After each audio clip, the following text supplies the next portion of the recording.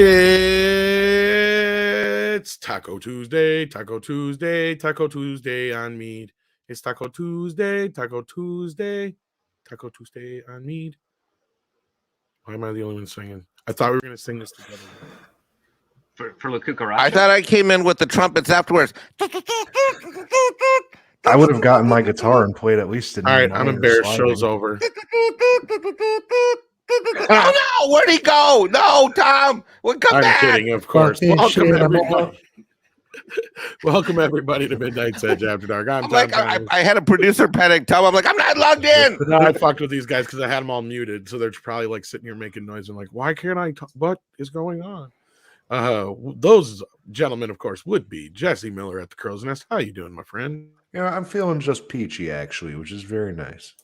Peaches are yummy. Yeah, it's Thanksgiving this week, man. I could eat a peach for hours. I bet you could. I want to take his face off. Wait, what? Yeah, like what you gonna do to my face? Oh my god! And that, of course, was Script Doctor, PhD, or should I say PTSHD, because you watched some He-Man this afternoon. Yeah, but it put me to sleep, so I'm quite refreshed. I'm watching it right after the show script. Right after we get off Mead, I'm gonna start it and I'm gonna watch it tonight. I hope you get through the 5 episodes before passing out, because I didn't. I had to wake myself up and rewatch what I missed.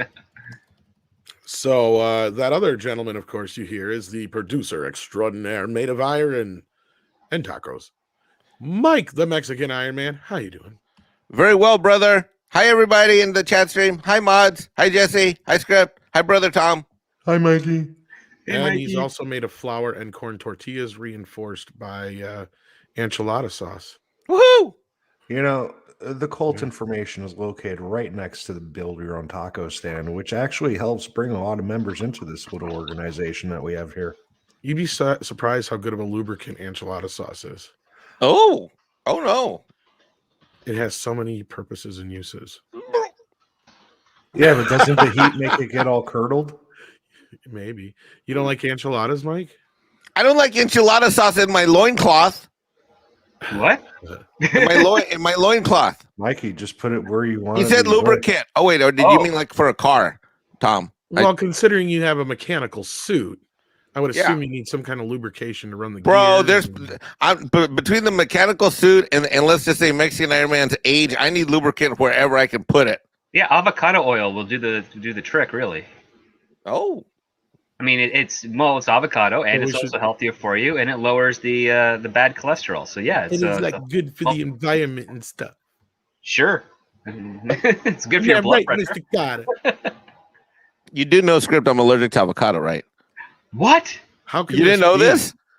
No, actually, I just remembered you telling me that a while ago. How did you survive being Mexican? I was just going to say, isn't that like being allergic to mother's milk? I mean, come on. Dude, I'm actually completely and totally allergic to avocado. Like, if I eat avocado or guacamole, like my throat swells up and I have trouble breathing. So like oh my god, that's terrible, because if I was ever to meet you, the first thing I would want to do is make you guacamole, because I have this amazing recipe that every Mexican man who I've ever met has said, like, this is the best. Script Doctor has revealed his plot to take out Mexican Iron Man. Ladies and gentlemen, I can't share it with you now because you're gonna die. What's funny is I had a girlfriend who was like allergic to avocados before that. I'm surprised when you were a little kid they didn't take you out and leave you outside the walls of the city. We're sorry, son. You can't make it with us a lot. You never survive. You're better off on your own with the gringos. I shall find, like, voy a buscar la manera. I shall find the way. Don't talk like that anymore. It'll get you nowhere in the land of gringos. Now you have to say, I'd like some toast. White, please. Yes, and some chicken. Yeah, 4 fried chickens and a Coke. Where's the bathroom? Yeah, when people say we have avocado toast, like, oh, peanut butter only, please. Yeah. Oh, Lord. But welcome to the show, kids. We have Bamagrad as a new member. Thank you so very much for that. I got a puppy here for you. Which level we at here? I don't have my other thing up. Dag nabbit. I am so unprepared. I broke it all. Broke it all up. What the hell did you do? Start on the wrong channel?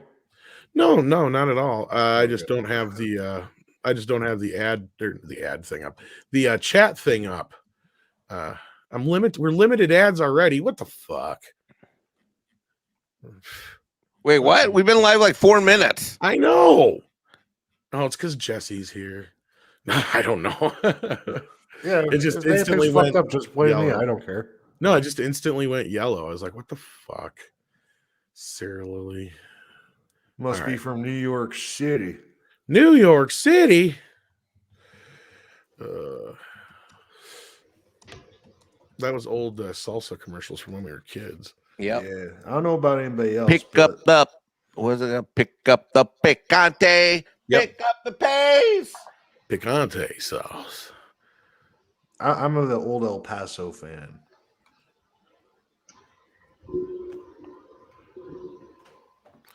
Old El Paso. All right, let's see where we're at here. Sorry about that, kids. I can't even go that far back. So I'm just going to give you a puppy, and we'll let God sort the rest out. Here's a minimum effort because he's so adorable. I managed to check. It's a maximum effort puppy. Yeah, it's a maximum effort. See, now I'm glad you checked. See, but it just took a while for the scrolling to go through. I took a picture of it. I couldn't even get back to it. So, like, luckily, thanks to you guys. Let's find that maximum effort puppy who looks just like Mandy's new puppy. Did you see Mandy's new puppy? No. Yeah. I heard she got 2 of them. I was working all night. She got 2? I don't know about 2. I know she's God damn it, Jesse. How dare you? Hey, it's not a joke she wouldn't make, so it's fine. I know. I'm just kidding. I'm trying to find my maximum effort puppy here. He's like gone. Where'd he go? What? Oh, there he is. He's there. Okay. There's maximum effort puppy. Go. Bama grab. Go. Well, we got all kinds of regulars here tonight. I'm so glad to see you. And stroke. And we also got a super chat here from Snowdub Live. How you doing, Snowdub? I didn't know Muppets could use the bank. Typical Mexican Iron Man, always late. Actually, it's half more or less my fault. And then everybody else just kind of came in on their own accord.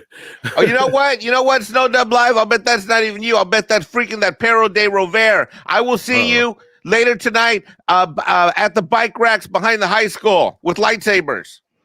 Freaking. Do they even still have bike racks anymore? Probably not. You know what they probably have? They use like Segways and shit nowadays. Yeah, they probably have those Segway stations, where you drop them off on the corner. A Segway. I thought it'd be like the scooter stations. Remember the scooters? Oh, they have those too.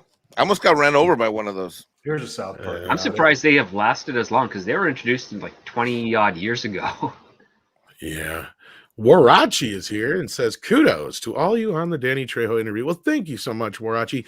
And real kudos need to go out to Paulie. He's the one who did all the footwork on making that happen. So, absolutely. That was great work by him. Yeah. That boy stayed on. Great to get congratulated on something that you got to do. I know it's weird, but he actually did. He stayed on it, and it was one of those things that it probably never would have happened had he not been so himself.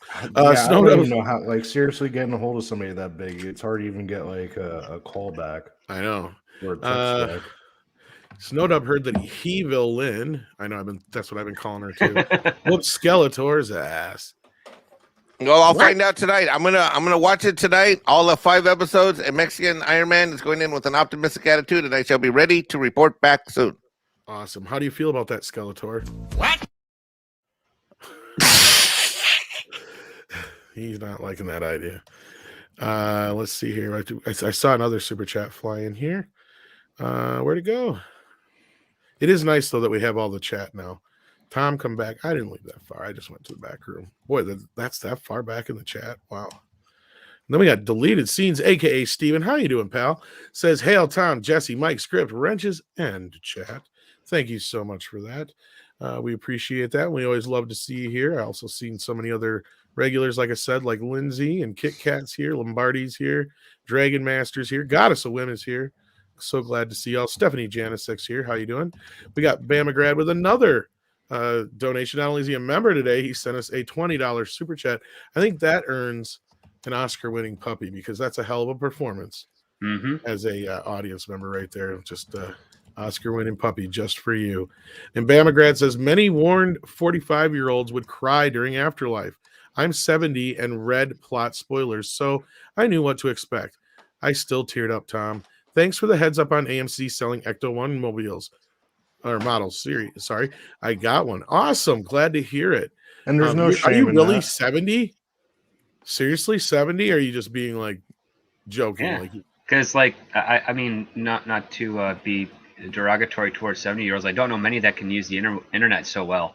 my dad is not even 70, and he'd be like, where do I put the credit card in the slot? Like, he wouldn't know what to do to try and send a super chat. No, He wouldn't even know how to get to I YouTube. appreciate anyone, no matter regardless of age, that can keep up with the times of technology, and I'm really bad at that myself. Like I'm still figuring out Twitter. I don't even get me on TikTok or Instagram. I'm lost. Exactly, me too. And here's another one I can't stand: Discord. Oh, I freaking hate I this. hate Jesse, I can use I it for know. audio, but I cannot follow any of the chat stuff in that. Discord is just AOL chat rooms.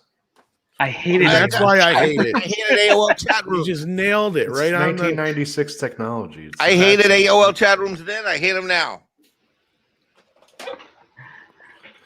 It's just a list of rooms. And it looks weird. Mark's 47. He's right. It looks weird. You know, Yeah. I know what you guys are saying though, because it's like I'll watch different guys on like Rumble, BitChute, Odyssey, yada yada yada yada. The list goes on, and they're all slightly different. And you got to figure out how to get back to the video list on each one of them because it's different. Yeah. Wow, how amazingly unexciting. I just hate it when someone I'm talking on the Discord with in the audio chat shares their screen and then I can't see anything for the rest of the duration of that. Exactly. I don't understand how that shit works.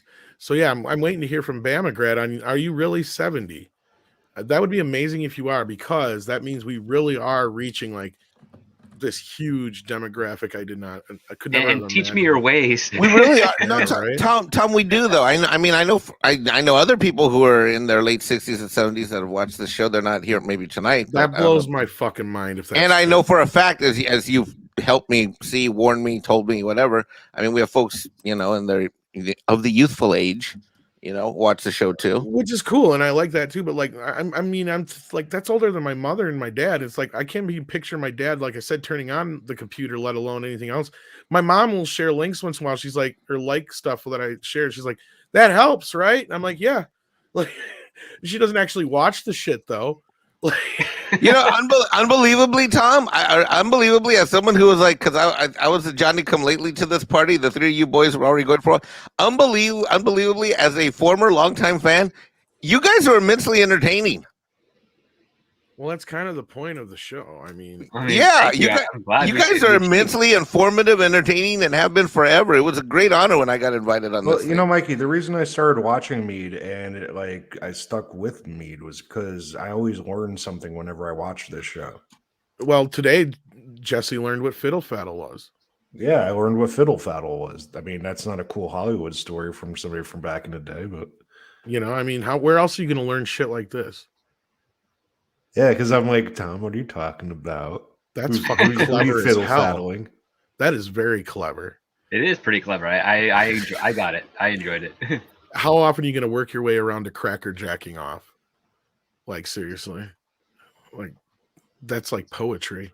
Wild Man Beyond sends in $4.99. Says the next demons that need to be trapped by Ghostbusters are these woke critics and media. It's funny you mentioned that, Wild Man Beyond. That's going to be a bigger topic on the show today. I didn't even get a chance to see what's going on in the news most of all, but I saw a couple of funny stories regarding Ghostbusters. There's one that will have some spoilers in it, guys, but we'll definitely give you guys some warning before we get to that. But we're going to be talking some Ghostbusters today. Primer sends in $5. Thank you so much. Says, hail panel in chat. God help Mexican Iron Man for when he watches Motu Revelation Part 2. Will there be a live stream dedicated to breaking it down? Either we will probably talk about it tomorrow on the show, and if we don't do that, I would imagine Andre is going to want to do some kind of roundtable like he did for the first ones, probably Thursday, I'd imagine. If not tomorrow, we'll talk about it a little bit. A little Thanksgiving surprise for the kiddies. Maybe, I don't know. Yeah, I forgot Thursday. Well, count me in. I'm going in optimistic, hot. I've recovered from my drunken stupor of the first 5 episodes. I am rejuvenated. I have seen Dune, ladies and gentlemen. I have seen Ghostbusters, and Mexican Iron Man is ready to go into the fight with optimism. So to you've had tonight. your spirit and your soul and your will replenished, so it can be all Yes, stripped away from you again. yes. Wait, what? Wait, what? Wait, what? That's probably what's going to happen, Mike. We Did you all say know it. stripped away? Yes. It'll definitely be worse for wear. No, Mexican Iron Man is feeling the rejuvenated sense of fandom purpose. Woohoo! For now. Go team me. I don't want to kill his spirit. Shum is here as well. Well, welcome, Shum. With that Texas style on that icon there, says with $5. Script, good question this last weekend about movie directors earning the extended movie link. Fun watching you destroy arguments in real time. Yeah, maybe we'll talk about that a little bit more. But honestly, if you want to just give everybody just a real brief overview of what the fuck you did this week. Well, I mean, Chris Gore made a really good tweet, which is normalize the 2-hour movie, which I see nothing what wrong movie with. he saw that pissed him off. I mean, that's up to debate because there's a couple out there that we can speculate. I know, because the timing was because I talked to him earlier that night, and I'm like something to him, and he's like, "I'm at a screening right now. I'll talk to you when I get out," or something like that. And then the next thing I know, I see this tweet that pops up from his thing. It's like, can't we just normalize the 2-hour movie? So I'm like, oh shit, whatever he just saw sucked. And it was great. It was 2 hours. We don't know. No, I think it's the other way around. No, Chris. Yeah, so I just put up the kind of the industry standard and said that that's the goal for any filmmaker, screenwriter, director, producer. Is these are the goals. And if you master this time frame with your story, you can then and I use the term buy extra minutes, meaning that you earn the ability to have a longer story within those existing genres. And a lot of people thought that I had more authority in the industry than I actually do. And we're just copying back with various things like, oh, you can never have Lord of the Rings, or you can never have Lawrence of Arabia. Some people even said Star Wars. Yeah, I'm like, the original trilogy, each one is around 2 hours or a little bit less here, right or a little bit over. They weren't over that much until the special editions. You're right. Yeah. Like, and the first one was like just I think 2 hours. First one I think was like 2 hours 1 minute. Maybe first, something like that. It might have been 2 hours 4 minutes, but something like that. But then the second one I think is like 2 hours and 7, and then Return of the Jedi is the longest one at like 2:10. I think was the original clock time. But then he added all that shit, so then now Return of the Jedi. But then with the special editions, he had like around between 5 minutes average on each. Yeah. So you might be right. It might have only been 2:01 before the special edition. Yeah, I think the Jabba scene bumps it up, and a couple other. The Jabba scene's I think like 90 seconds. Yeah. Yeah, and then there's a couple of little bits here and there. Yeah. But yeah, and so I got a lot of likes, and I got a fair amount of just regular retweets and a bunch of quote tweets. And for all the ones that didn't block me, I responded, politely why, Wait a minute. All you stated was a factual. Do we need to show people the tweet that we're talking about? Does everybody's like, because now these motherfuckers are gatekeeping times. It's like, what the fuck, dude? I mean, the biggest false argument or straw man argument is that you can't restrict an artist. And I mean, an artist is an artist because they've overcome restrictions by the limitations that they had to start with. Like that's what the fuck is art class anymore? Yeah, it's like you just I give an artist all the money they want. I'm going to get the most boring and derivative thing I'll ever see. What world does this happen? Because I'll tell you right now, you're right, Script. Like every art project we ever had to work on is about working within a certain specific limitation, right? Exactly. Like today you're learning charcoal art. Today you're learning oil paints. The next day you're learning perspective. Then you're learning, pastels and exactly. You can draw a picture of anything you want as long as you don't put any words in the picture. Yeah. I mean, I remember getting yelled at when I was in 3rd grade by my art teacher because she goes, "Tom, do you have black lines around you?" I'm like, "What do you mean?" Because we're drawing ourselves for something, and it just pissed me off because she gave me so much shit, and for years I'd argue with her over shit. And I found out she's like, yeah, because you had so much potential. It's like, well, instead you should have encouraged me a little bit. You shouldn't have been a bitch. Yeah, that's pretty much what I said to her, actually. Because she was like the. Now look at everything you see. It's a lot. You want the surrealism, right? Lines. Yeah. Well, she knew. The thing was, there was like 2 or 3 of us in the class that were actually pretty good artists, but I was more of the abstract cartoonist. right? Like, so like my things were always like out there and weird and wacky and whatever. But like, yeah, I wasn't a horrible artist, but I wouldn't consider myself anywhere near like the level to be like, yeah, I could do something with this in my future. Right? Like maybe at most, maybe I could be a cartoonist or a comic strip artist. That would be about the most I could have done with it. And even then, I'd have gone nuts as a cartoonist. Like I could not have drawn the same fucking thing over and over and over for hours. It would have drove me nuts. Yeah, because it takes the joy out and it becomes work. Well, some people are good at that shit, and they're really good at doing the repetitiveness. But I was never real good at doing, like, I mean, I could do, like, pretty much try to emulate somebody's art, but I had my own style, right? Like, and I was really good at picking out certain artists' style. Like, I can look at something and go, "Oh yeah, that's a Chuck Jones," right? Mhm. Like shit like that. Like I can tell the difference between when he tweaked the Looney Tunes as compared to what they looked like in the 40s and the 50s and even the 60s, right? So like anyway, Because they're very different. yes, It's subtle, but they're very different. yeah. Well, then when you get to Chuck Jones' version in the 70s, they're way different. He gives them almost like this cherub look. Like they have a very I love Chuck Jones' look, though. yeah, it's a very different look. It's very specific to his style. It's like kind of like the Grinch. I love it. It's very in similar to that. Like I what he love did his with style. the Grinch. Edgy number 1 says saw Ghostbusters Afterlife Saturday, 7 out of 10. Loved it, but need a little less callbacks for the film to breathe on its own. Last act was rush, but oh man, the chills. Yeah, we're gonna try to avoid mostly spoilers today, but I don't know how well we're gonna be able to do that for most part, but we'll try. No Andre today. Andre pops into Mead when he's awake. You got to understand right now it's like 3 a.m. midnight. Yeah, you probably well, I don't know if It's that 7 late, hours but ahead of the Eastern yeah. Coast, so So if it's yeah, it's Yeah, in it's early 3 morning. It's 3 a.m. where oh, I he's guess at. you're right. Yeah. Yeah. Wow. Oh yeah. So Yeah. he needs to sleep so he can be ready for tomorrow. But if you're Yeah, craving some Andre, amazing. that'll be noon tomorrow, East Coast time. But Yes. you know, I can also tell Don Bluth's style. Well, Yep. of course, Tim Burton's an easy one to tell, right? Like, I mean, that one sticks out like a sore thumb. But you get what I'm getting at. But yeah, we're gonna talk some Ghostbusters. Let's get into that now. Because this first one I wanted to bring up is hilarious. Because actually, you know what? Before this, Mikey, you did a really good job yesterday, and I totally fucking didn't get a chance to get through it, but you did a pretty good job of breaking down how the critics were rating this movie.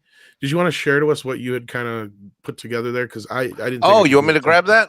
Please. Let's Okay, start with hold on. that.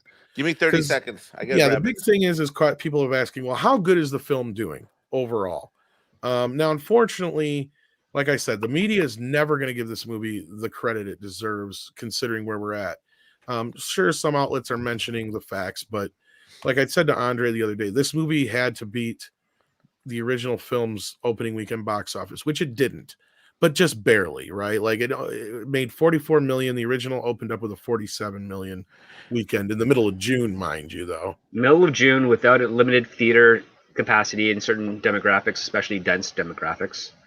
Well, I think there's also more to it. Well, in addition, not more to it to that. In addition to what Script just said, we also have that anticipation value that never gets talked about, which is that I think there was a lot of anticipation for a next Ghostbusters film for 2016, and a lot of those ticket sales fed off of that, similar to what happened with Star Wars, where anticipation and hope fueled a lot of the ticket sales, not just, oh, it was great, look at the results. I mean, you've got to take a look at what's the appetite, what's the thirst, what's the hunger.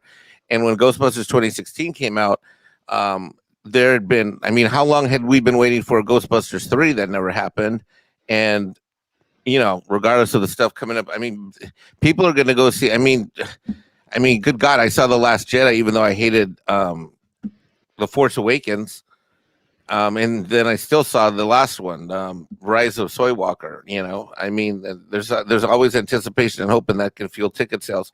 And also too, let's not forget with this thing, as Script aptly points out, we're just coming out of a time where people have been used to not going to the movies. Yeah. Well, this thing's been selling out across the board for the most part, which is it's good. definitely more people than I've seen in a theater. And I had some people already looking up the difference between Encanto and this weekend, and it's looking really good for this movie. And yeah, Lindsay, you're right. The media saved the theater so much money in salt this weekend. Oh boy, did they ever? Ever since I was a kid, my mother told me if the critics hate it, it means it's probably entertaining.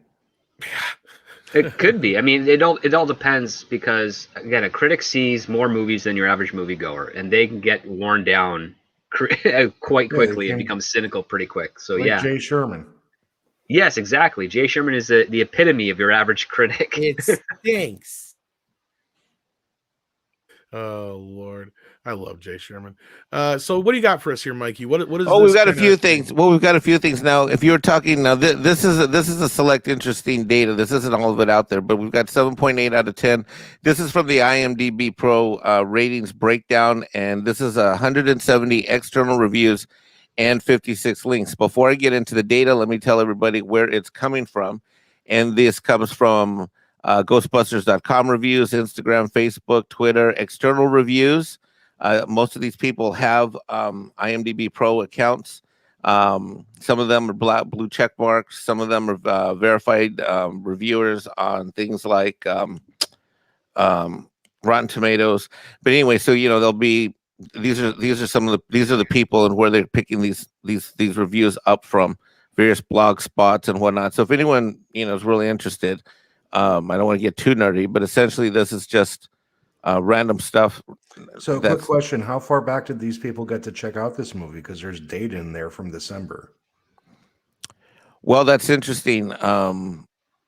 You again, this is not verified that someone just saw it this weekend. I think you've got three pools of people. The vast majority of people in this pool have just recently seen this movie because I've been watching the count grow. It was at 100 and some.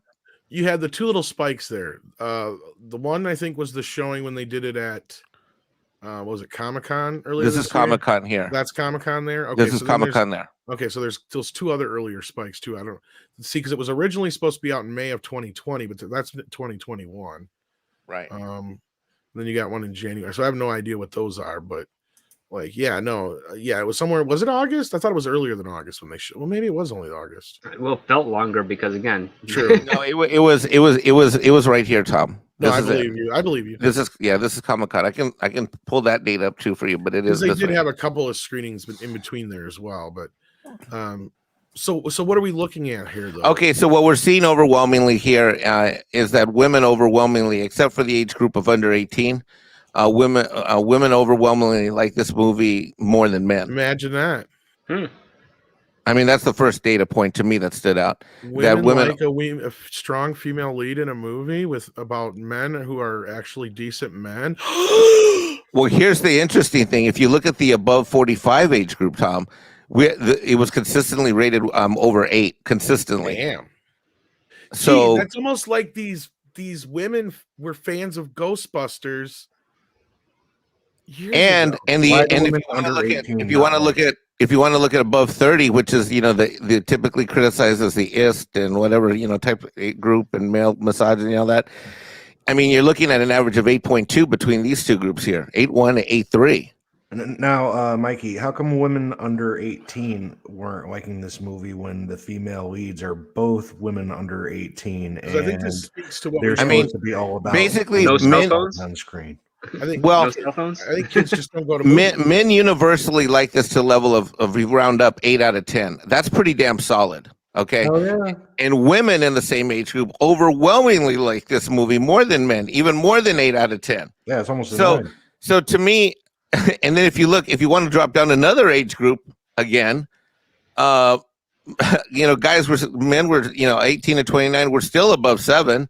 Women were still close to 8. So even if you want whatever is the narrative that's been out there about Ghostbusters 16 and men as moviegoers in general and the different stuff, it is just completely blown out of the water. And by the way, this is a cross section of reviews that's coming from everywhere.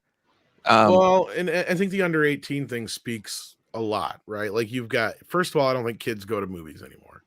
Second of all, right there speaks to where a lot of this nonsense is coming from, I think. What's the lowest demographic on there? Yeah, women speaking of under the age of 18. Women under the age of 18. Who runs Twitter and Insta and flick 13 to 17-year-olds? Exactly.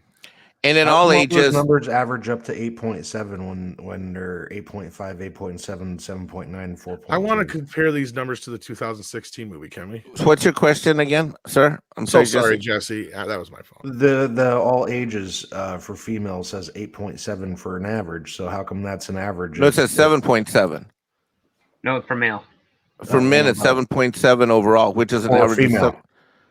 For female, it's 8.1, which That's is an what he's average. saying is women it are says actually enjoying 8.1. the film more than men.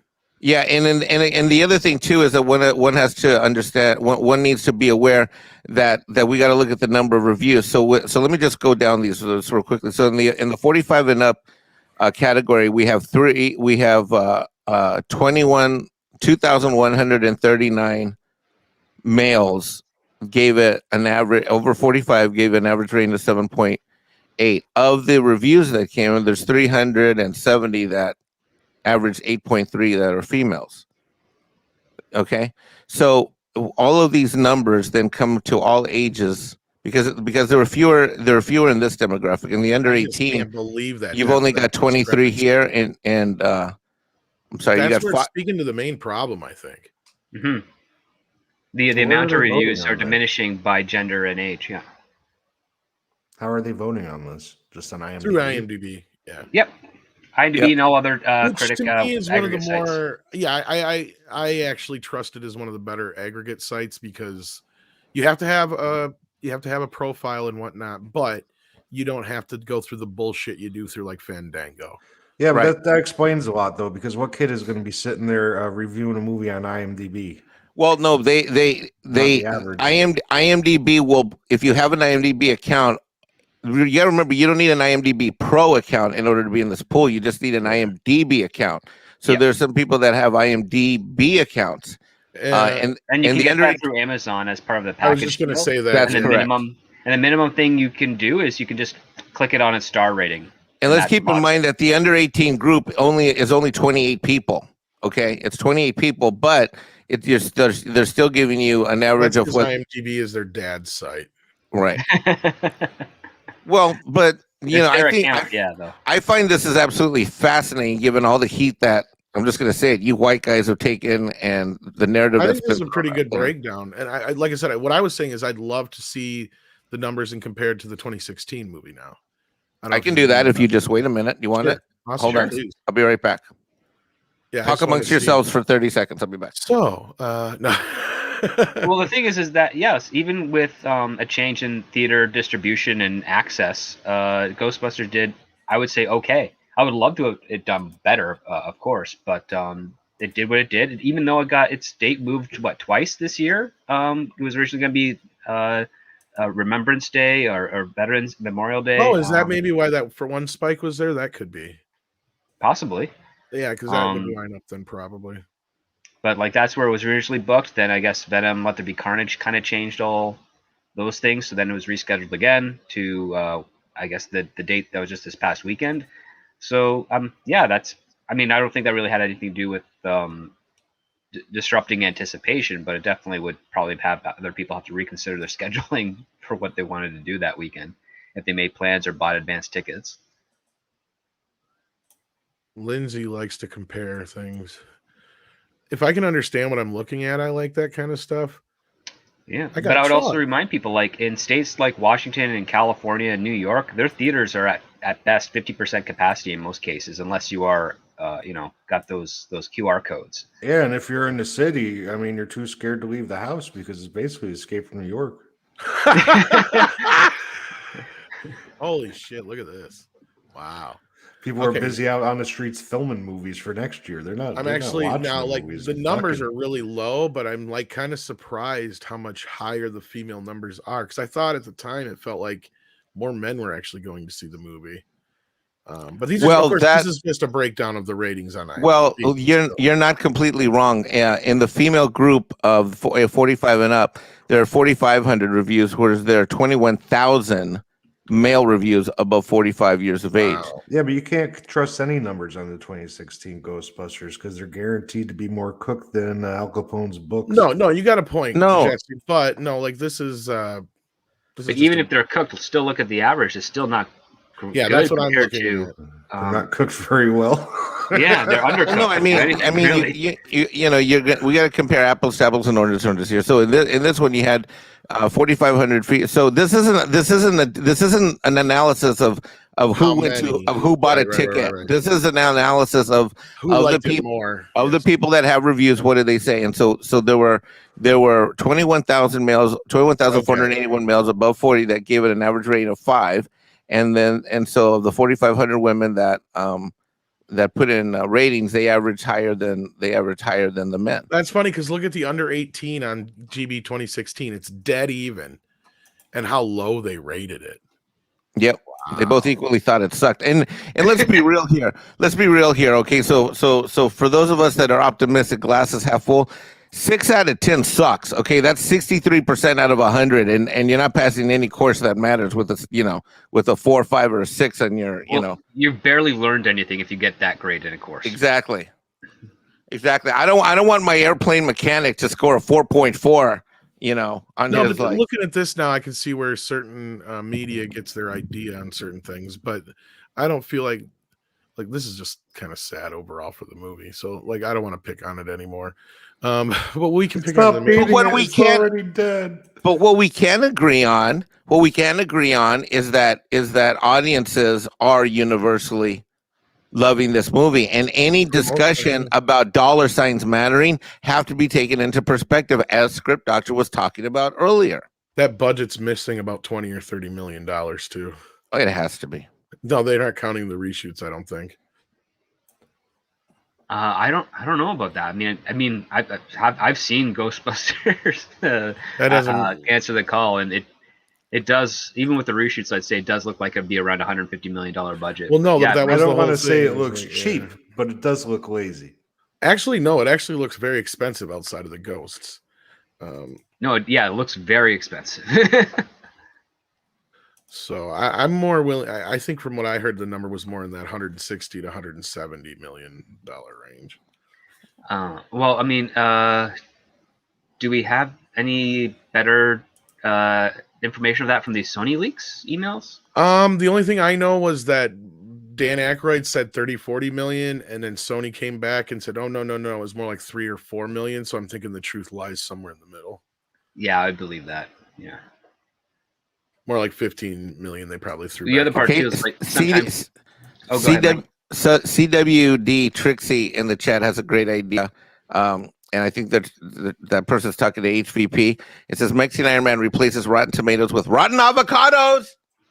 No, and I know that's got to be wrong too, Script, because that's the amount of the budget that Tom Rothman brought it down to before the reshoots. Remember, because he took out like 20 million. But then I think the shitty part was it cost him just that much to do the reshoots anyway. Yeah, and on top of that, the 20 million they took down was basically prior to production, so they could have just, focused on the things that were important and not had to worry about the reshoots to begin with. Well, that's where Dan Aykroyd said Paul Feig fucked him. Well, he said, you'll notice Paul Feig's track record, he hasn't been with Sony since 2016.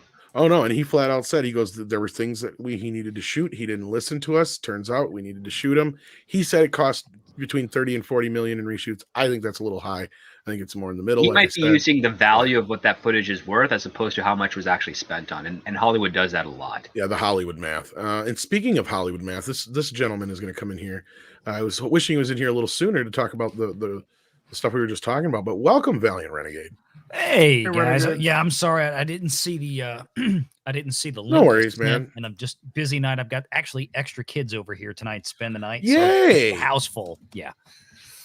That's always house fun. full. So what's going on? Well, that's awesome because you're doing great with the numbers as of late, sir. So maybe we'll segue into some numbers. We were just talking about the ratings overall and the reaction from the audience. What were you going to say, Jesse? As long as he's got all the kids over, how many of them have seen Ghostbusters and did they like it as children? I know at least 2 of your clan has.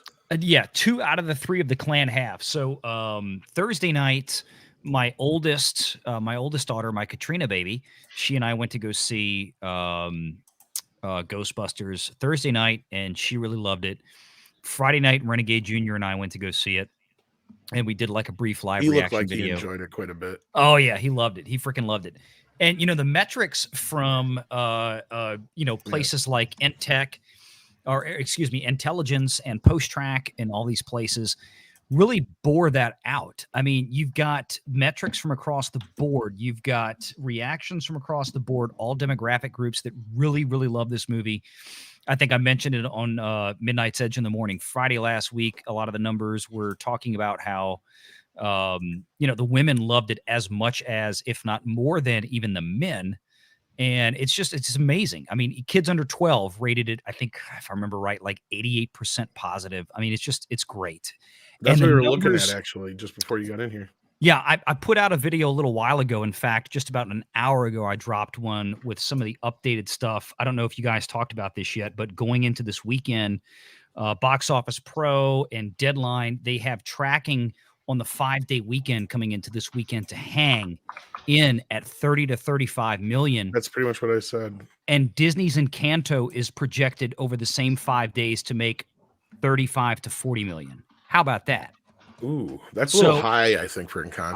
I agree with you, Tom. I think that's a little high, and that bodes great for Sony, and that bodes very badly for Encanto because we don't actually have, I don't think, script. Maybe you know more about this than I do. I have not been able to find any production budget made public on Encanto yet, but just going by one of the more recent digitally animated Disney films, granted this was Pixar back in 2017, but Coco reported, which was a great movie. I love Coco. That reported a $175 million production budget. So if Encanto is anywhere, well, animated movies aren't cheap. Yeah, no, they're not. And of course, if I'm not mistaken, this was also a Lin-Manuel Miranda piece. Where he did the score. He probably does not come cheap after all of his Hamilton fame. So, this is something that they must have just updated this. I was looking for this. It only has a $50 million budget. This data wasn't there this morning because I looked. It was not. Yeah. That seems awfully low. Well, on top of that, Encanto, I believe they recorded that 3.5 or 4 years ago. If they really got a $50 million production, if that is true, that would be incredible. That would be way under what Disney's normally spending. And that's my question: is how the hell are they not making most of their movies for that amount? That is an insane low amount. They must have some new technology to render things a lot cheaper, and the storage capacity to be a lot more affordable. I would love to know where that figure came from because that's almost unbelievable.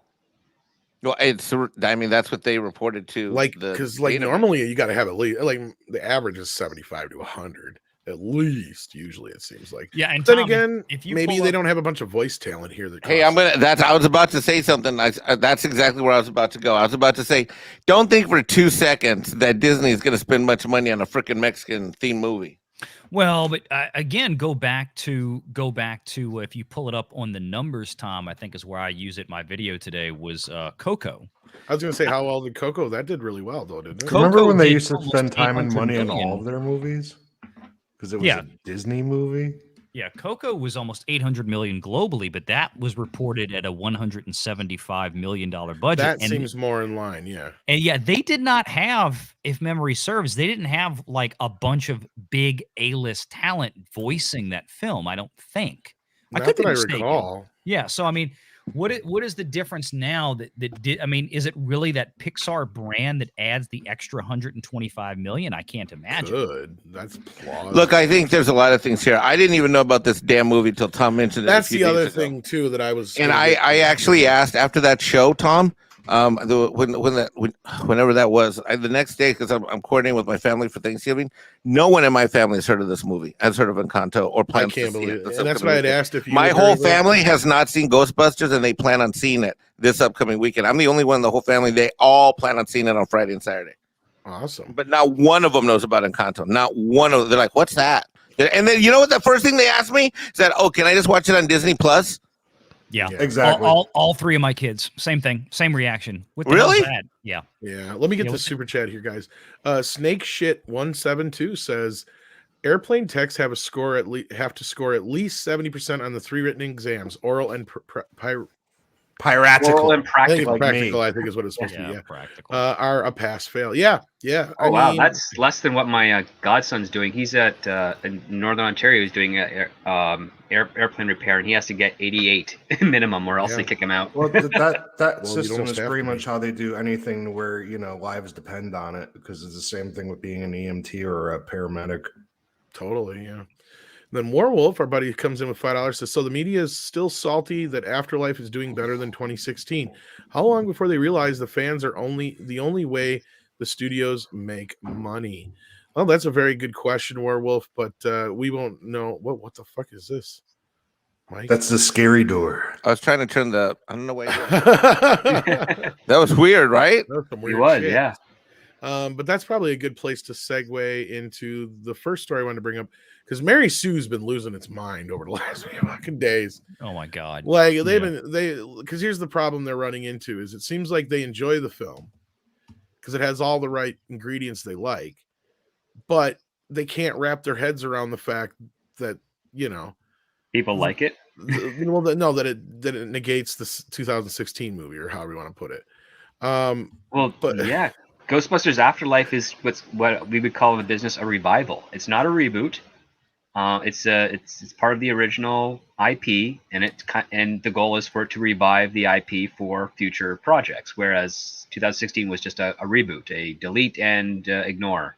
And we look at and this is the new brand now. yeah, well, they've had just a slew of articles, and this is a prime example. Let's unpack the sexist box office narrative around Ghostbusters Afterlife. What? Huh? I don't Wait, know. what? I don't know. The mental Wait, what? gymnastics engaged. Is that a picture of Laura Croft by the Mary Sue showing off her butt? Is that Mary Pretty close. Sue, right? Wait, what?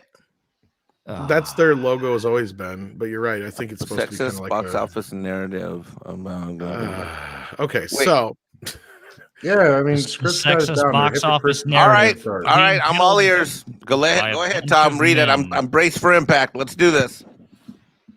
you're gonna get ready to see some of the worst bipolar journalism disorder you've ever seen in your life.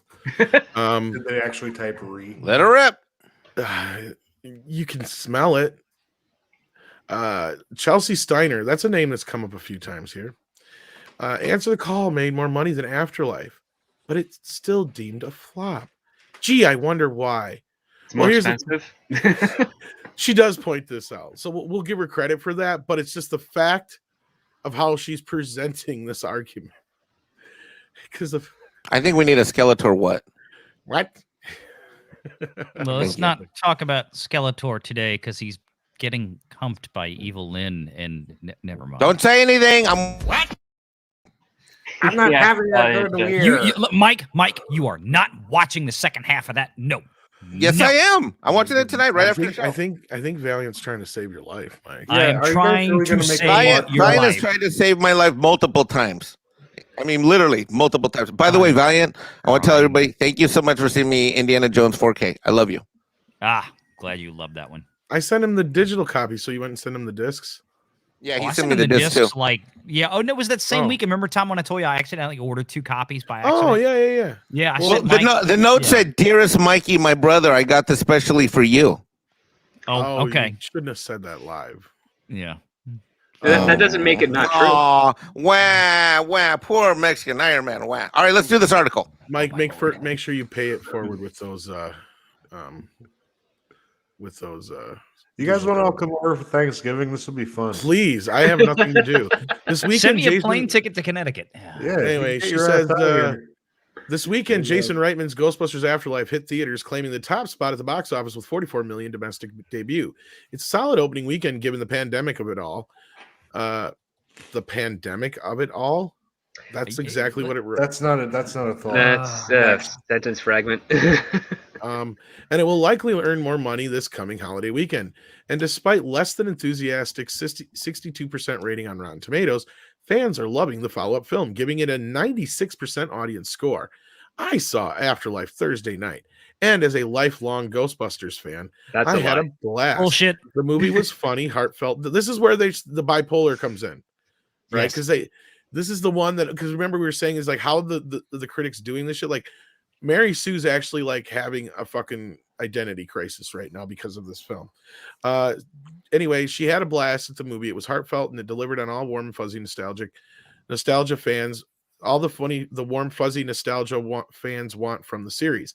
But I can't help but be frustrated with how different the Afterlife narrative is from that of the 2016 women-led Answer the Call. Answer the Call was not movie women. There isn't a narrative. There's a storyline. and there's a theme. Anyway, so she continues. Answer the Call was inundated with bad press and the bad press. No. The press was way on this movie's side. And toxic fandom that started during the film's production. No, during the film's advertising, actually. I was going to say, I think the trailer was really what clenched it for everybody. Once fans learned that the film would center around Fortnite, and this is also fucking projection and bullshit, centered on 4 women Ghostbusters played by Melissa McCarthy, Kristen Wiig, Leslie Jones, and Kate McKinnon, the angry men of the internet mobilized. They're highly organized to tank the film. Right. Yeah, we single-handedly brought down the movie. Yes. It wasn't every time anyone saw a commercial for it and went, oh. Yeah, from downvoting the trailers on YouTube to flooding Rotten Tomatoes with bad reviews. There were also some virility. But I can't even talk. Virulently racist online attacks. Thank you. Directed at Leslie Jones, which the studio did little to address. Sorry, didn't see any of that. There was some assholes when they announced this movie and Leslie decided to open her big fucking trap. And I don't condone that kind of activity. But as far as the rest, I did not see a lot of the shit they were talking about. There was like 1 or 2 comments that I recall. Well, to them, 1 or 2 comments represents a billion people. Exactly. I mean, that's the thing, is they keyed in on those. Yeah. But that's like edgelord shit. That's probably like some 16-year-old kid going. Well, one of them was the one they made fun of in the movie. Is like, ain't no bitches gonna bust no ghosts or whatever. Like, oh, that's a very normal comment, actually. Well, they're trying to create this narrative that is not there. It was never there. And maybe he was just saying they were a bunch of bitches, not referring to them as being female. True. Well, in all fairness, I did refer to the movie as 90 minutes of 4 women who wouldn't shut the fuck up. This is so, very true. I mean, and I just look. I watched it Saturday morning, and you know what? You're right, Valiant. This movie is everything that's annoying about every chick movie you've ever seen times 12. This was, as I said, well, Tom, I think you were there Sunday night on Doomcock's show. I said, look, this movie was Bridesmaids with proton packs. It literally was. Yeah. I mean, it was the same. And look, my wife, she loves Bridesmaids, and I've sat there, I've watched it with her, and I laughed and stuff like this. But it's like, okay, that works for the chick flicks and stuff like that. It's great. It's fine. I get it. It's a genre. But they tried to literally take that entire film and then wrap it in a Ghostbusters skin. That's all I could see, and it was just. That's the problem here, Valiant. You're right. Like, and I've made that argument 20 times over. If they had just made a movie that was Ghostbusters-like, because that was Paul Feig's whole shtick. Or just the movie not starring Melissa McCarthy. Well, no, you're never going to do that with Paul Feig. Like, that's his... That's what I'm saying. It's Bridesmaids. Those two are working together, and they're pretty tight in with a lot of the industry people, even though, They could be as tight as they want. That woman is fucking suicide. I don't know how tight she really is. But anyhow, like, my point is... I don't think she's tight at all. I've seen her. She looks kind of flabby to me. Oh, my God. What? All I know is my point was going to be like totally lost at this point. But no, like if Paul had just said, look, I'm going to make a Ghostbuster-like movie and did something with those girls that was similar in tone to Ghostbusters, but wasn't Ghostbusters, nobody would have gave a shit, right? Because I actually didn't mind Bridesmaids. I didn't mind the heat. I didn't like Spy, but I got what it was. And it didn't, it wasn't 007 with Melissa McCarthy, right? Same thing. Jason Statham stole that movie too. So right. I don't understand why they weren't like. Can you girls just be a little less over the top? You mean given direction? Well, yeah. And part of my idea is actually in the movie, right? Like I said it before, and I don't know if script was around then, but some of the people in the chat might remember. Like I've said this before. Like all you had to do was like, because at this time when this movie came out was at the height of those ghost TV shows, right? The Ghost Hunter TV shows. And they Yeah. even poke fun at them in the movie. And like all you had to do was make them like frauds. They're just doing this online ghost show and they're bullshitting their way through it. And then one night they actually wind up at a real haunted house. So then that just sets them down this path of, figuring out how to actually entrap a ghost, much like the original Ghostbusters, but completely different. You don't use a logo, you don't use a song, you give them their own style, you give them their own thing to do. You can even have a little wacky fun with the like found footage feel, being that it's their whole, like that's their whole gimmick and stuff. It could have been its own thing, but still had the same kind of, feel as a Ghostbuster movie, and nobody would have gave a shit, right? It would have been mostly harmless. It's not like The Heat is Lethal Weapon 5. That's my point. Like, that's basically what Paul Feig did, though. And you're right, Valiant. Yeah. He took what would be normally one of his ideas and he literally got the brand name slapped on it, is what happened. And if you go back to and if you go back to the original reporting we did and you dig through the emails leaks, Paul Feig didn't really even want to make a Ghostbuster movie to begin with. If you go through his actual description of what he wanted to do, I said flat out, and I'll say it again, he wanted to make a Men in Black movie. Why wasn't he doing that instead? Because they actually had a gimmick with women in black, right? Like it could have worked. Like that would have made more sense to try doing. I think that would have been actually that pretty would have made a entertaining. lot more sense. I think that would have been entertaining.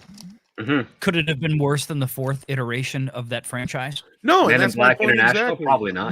No, But it could have exactly. been it could have Exactly. been entertaining.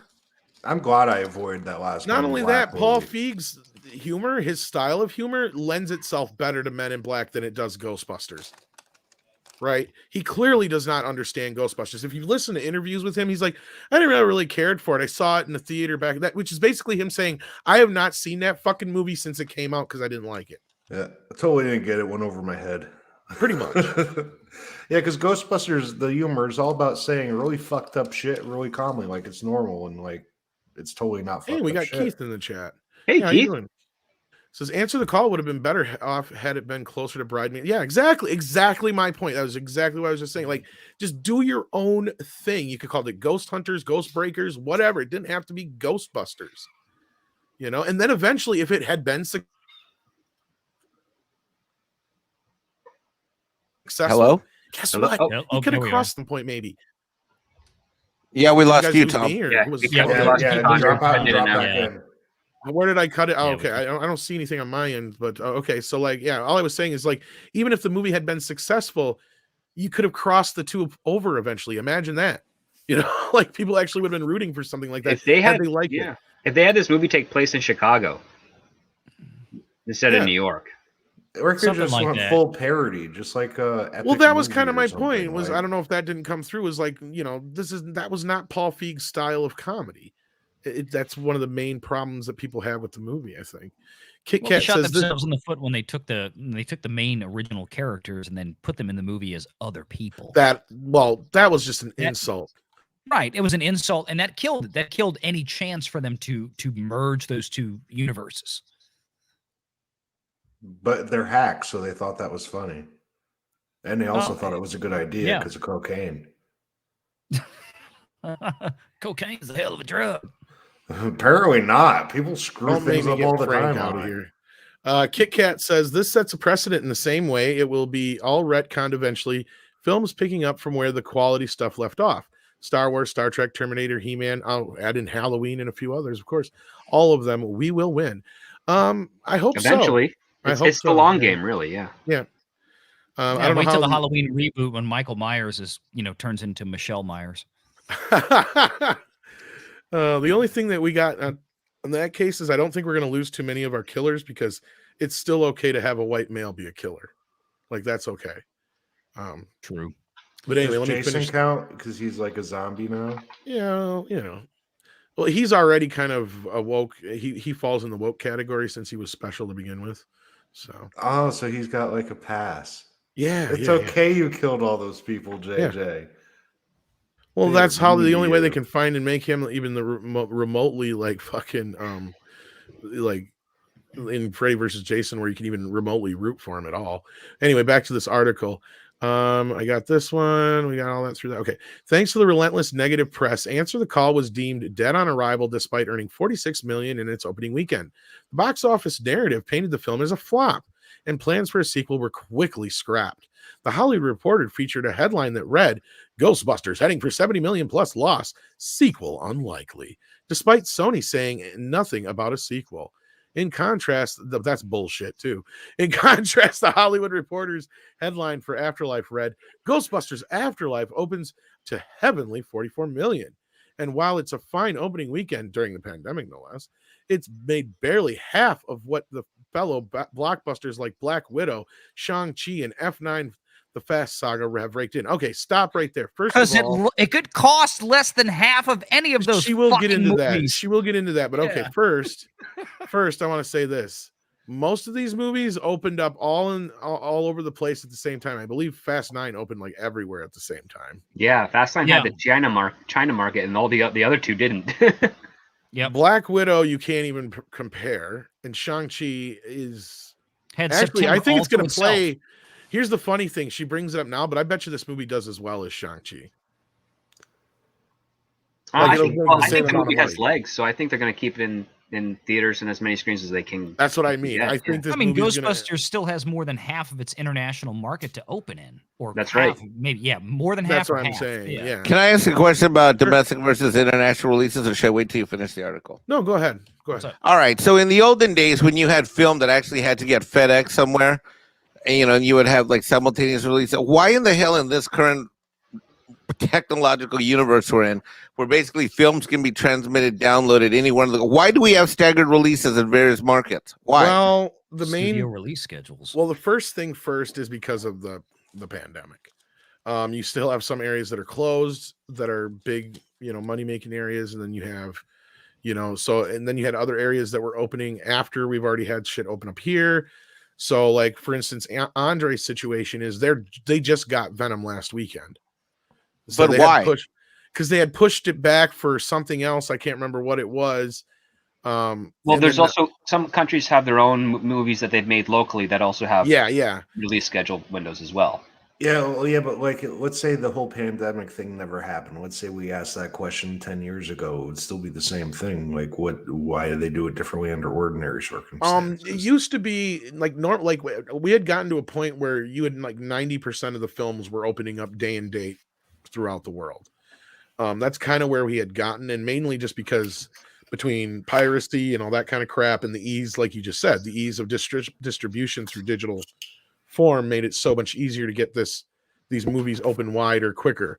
But what happened was, with everything getting out of whack, like a lot of these films were kind of planned to play the best in all the markets at once. And you still had some movies here and there that were staggered one way or the other, but it was just, it was under the same kind of reasoning as it was before, outside of the reason that Script brought up, like that, other movies are opening in these markets already of their own, countries. Yeah. Like India, Norway, Germany, all those countries, they have their own film markets and their own productions. That also, the other difference is they have different holidays, right? Like, so like they'll try to, that was the big thing of when they used to do it back in the day, of why you would have something open up in the summer here, but it wouldn't open up until the winter in most places in the UK, was because they have a different holiday, kind of like they treat it differently, to where like in the summertime they don't like going to the movies, but in the winter they do. It was kind of like the thing back in the day or whatever it was.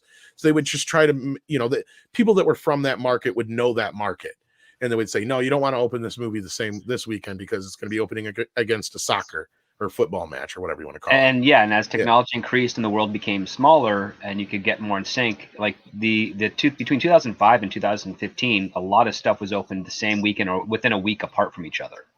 And then that all has slowly started changing again with the introduction of streaming, the introduction of Netflix, other markets that are opening up. And then on top of that, you're also looking at, holidays, sports, things to strategically place your debut film so that whatever, to limit the competition. Yeah. And then to bring it back all around, kind of like the pandemic has pretty much set us up in a artificially created environment that was similar to the environment we had when films were still shipped out on films, like on film reels. Yeah, you get tons of cans, and then they would be couriered, specially couriered, and that's expensive. So we're artificially recreating that environment because of the pandemic. Does that make sense, Jesse?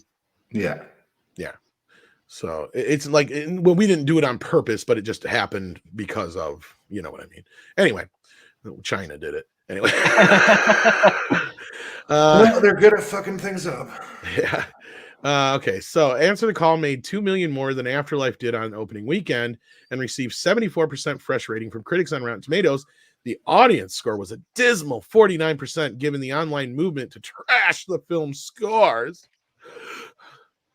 Right. It's always somebody else's fault, right? Yeah. It's not reality. It can't be that people actually didn't like the movie or were Right. turned off by the trailers. No, it's always a big conspiracy by the patriarchy to shut down. Yeah, whatever. Well, this is the SJW mindset, right, Valiant? Oh, Like, I know. This is, That's you. yeah. I like this, so clearly you should like it too. And if you don't, then there's something wrong with you because I am in the right. You know, God forbid people like different things. You know, Free thinking is not allowed. But I tell you what is allowed is hitting that like button right now, because we have 458 Thank people you in for this that. chat with 220 Listen to likes. that We can get pimp. that way higher. Everybody go out there and smash that like button right now, and do share out this stream Tonight on your I social am your medias. bitch. You are my pimp. Thank you for that. Both are free, there we like they go. always are. Valiant Renegade, can you mention in your DJ Monster Truck voice that everybody gets a free ticket to the Monster Truck show too if they hit the like button? If everybody hits the like button, Mexican Iron Man will buy you a ticket to the Monster Truck show somewhere. Well, he was like Monday. That's Monday, Sunday, and Tuesday. Everybody got that Monster Truck show. And on Thursdays, half price for the kiddies. That's what I get. Crushing, smashing, crashing action. Make sure you go to the concession stand where you can get some beer. Tons of beer. Half for price Jack. kitties. Do they really have to say everything thrice? Yes. There is something strange in the neighborhood. And surprise, it's sexism. Oh my God. Dun, dun, dun. From the online. Wait. The woman in this movie was far more aggressive than the male. Anyway, this goes on. From the online hate campaign to the male-dominated world of entertainment journalism. I don't know about you guys, but I smell some fucking bullshit. So do I. It seems that men at large unilaterally decided that Answer the Call would be a flop. And that narrative stuck. No, my dear, it was a fucking flop, as she'll go on to explain here in this next sentence like a retard. Fueling this narrative with the respective budgets of the film. Answer the Call cost a hefty $144 million to produce and earned $229 million worldwide. In contrast, and likely due to Answer the Call's profit margin, Afterlife has made was made for a far more modest $75 million budget, which is easier to recoup. Guess what? That's called fucking math. And efficiency, story economy, budgeting, responsibility, discipline. Well, no, just like in the plain bottom here, she's like, it's got to be sexism is why it's they said that Answer the Call is a flop. It couldn't be because the movie cost $144 million to make, and the new one cost half of that. No, but it was the greatest film I've ever seen. And I love how they say, and likely due to Answer the Call's profit margin, as if, well, they just threw it up and said, well, we're going to find a magical way to make another Ghostbusters movie for 75. No, it wasn't magical. It's because you had people involved in the production of this movie that actually decided to be fiscally responsible. Well, it's worse than that. Good for Ivan and Jason and Dan. And Dan especially, look, who went out there and put his mouth on the line when he called out the 2016 production for its ridiculous budget. It spent way too much money, and he said he could make a Ghostbusters movie for far less money, and he did it. And you know what? Look at Afterlife. There's a lot of scenes that are shot in the field. Well, she just basically made her whole argument null and void with this sentence right here. Yeah. Is anybody else on the same page as me? Yes. Yes. She's basically conceding that what? Ghostbusters Answer the Call was a fucking flop, which is why they necessitated the new film only having a $75 million budget. Well, she made Yeah. a preconceived And I don't think they notion. had necessitated. I think it was just a matter of like he went out there, like I said publicly, and he just told Sony, "I can do this for way less." Well, Watch me." necessitated might not have been the word Yeah. to use, but like she's basically conceding that point right here. Yeah. Yes, writing this article, she made a preconceived motion, then she tried to support it with bullshit instead of the evidence. And then And ended that's up making exactly it- what she accused the audience of doing before the movie came out, except we did have evidence. It was called a trailer, and we were all like, in the process, she basically made our point for us, is what I'm saying here. Yes. Paul I'm Feig's- surprised anybody but us reads this shit. right? This drivel is popular with the kids. No, I don't It's popular with a lot of single upset women. I know that. that's about Well, it. you know what? Maybe they should look in the mirror. Keep spraying on that penis repellent. Go ahead. Yep. You're not making it any more appetizing. We love it when you whine and bitch. That's what they. There you go, Valiant. Do like a hair dye commercial. We call it like, blue hair dye and penis repellent. That's So like it. head and shoulders, you call it wine and bitch. Yeah. Oh my God, we should have had Valiant read this article next time and have a wig on and be like, read it for the Mary Sue. In fact, Oh, you next want me to read it in a Mary Sue voice? I Do you can. ever get that? Not That so might fresh drive some feeling while people you're on away. your way. you have We a will Mary lose Sue the voice. audience. That's how I do. Like, Oh my God, Paul Feig's film Answer the Call, and it ruined my childhood, and the discourse did. continued until it was announced that Jason Reitman, that motherfucker, son of Ghostbusters director Ivan Reitman, asshole, would be picking up the reins for Afterlife with Reitman on board. The film was hailed as a return to the roots. You know what? Fuck these people. They're all just patriarchal male assholes, and they should all go to hell. you're right. It's totally impossible to quantify how differing. That's a big word. I know, it's Press like every time I public- get to the end of a sentence, and I have to have this upward inflection at the end of my voice, at the end of every period. Karen, this is so not cool. And public response to the two films changed their box office outcome, but undoubtedly affected each film's release. Oh, really? Reitman himself stoked the flames of fandom, promising, "We are in every way trying to go back to the original technique and hand the movie back to the fans." Right? Oh, that's problematic, Jason. Yeah, you got to mention how you don't believe the tone of that sentence. I love how Reitman Fans are just himself Nazis. You shouldn't pay attention. to stoked them. the flames of fandom. You know, back when I was in college in business, finance, and economics, we used to call that marketing. We used to call that, you go out and you give the customer what they want. You give them a product that they desire, and they will give you money. That's called good business. We just stoke the They don't want flames good of business. fandom. They don't want a good. They want money, but they don't want good business. Wait. Money they want handouts. Wait, Valiant. So you're saying there's a market out there where somebody makes something I actually want, and I say, "Here, take my money for this," and they keep giving me more stuff that I want. You're a Because not only that, it also pig. facilitates a Mind need too. blown. Capitalist. It What also was that, Trip? facilitates a need. Like a lot of people, I think, were not expecting to see what they saw in Ghostbusters Afterlife, but really liked it, and they said, "Yeah, it's what I needed." And now, because of that, they say, "This is also what I want." Like that's how business works. You find a need, you find a want, you see how well you can reconcile both of those, and then you provide a product that best hits those to your ability. And if it works, you know it's a success because people keep coming back for more. And if it doesn't work, you reevaluate the information that led you to that previous product. Okay, everything right. Script just said is so racist and is. sexist, and I It's- just can't even. The I misogyny just, is just not can't, I just oozing. can't even right now. I can't even. Is it not the height of entitlement and privilege to think that you're automatically going to be successful no matter what kind of effort you put into something? That is No. the biggest issue with regards to young people entering any sort of business. You know, I honestly, a lot of people think that there should be a year of mandatory military service, yada, yada, different things.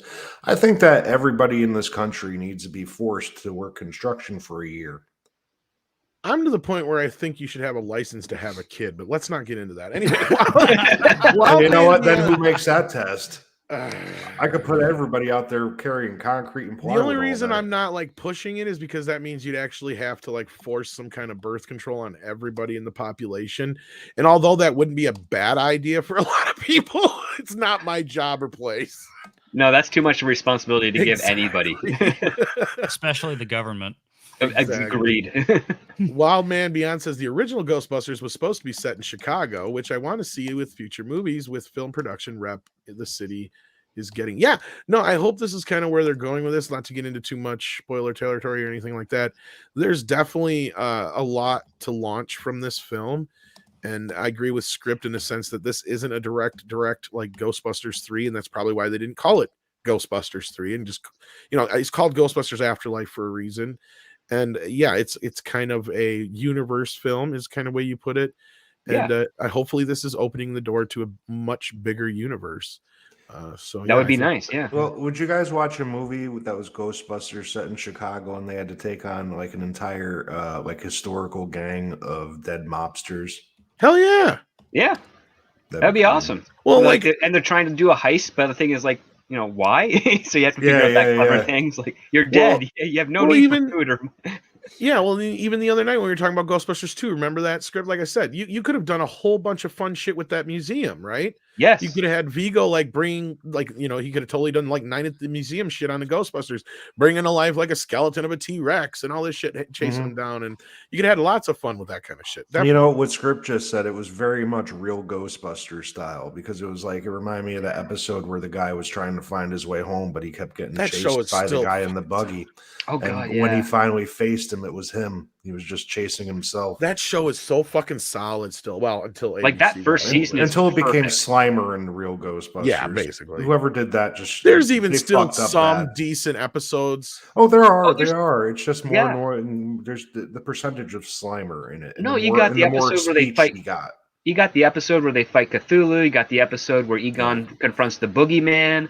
That first season is really solid. The second season is also pretty darn good. I mean, it just slightly diminishes, but not at a steep diminishing with each sequel, each subsequent season. Yeah.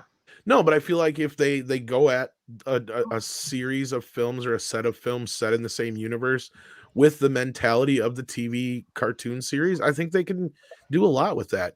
And you don't have to have one of the original Ghostbusters in every one of these movies either, right? I completely agree with you. Well, and that's where I say the franchise out, you could do lots of things.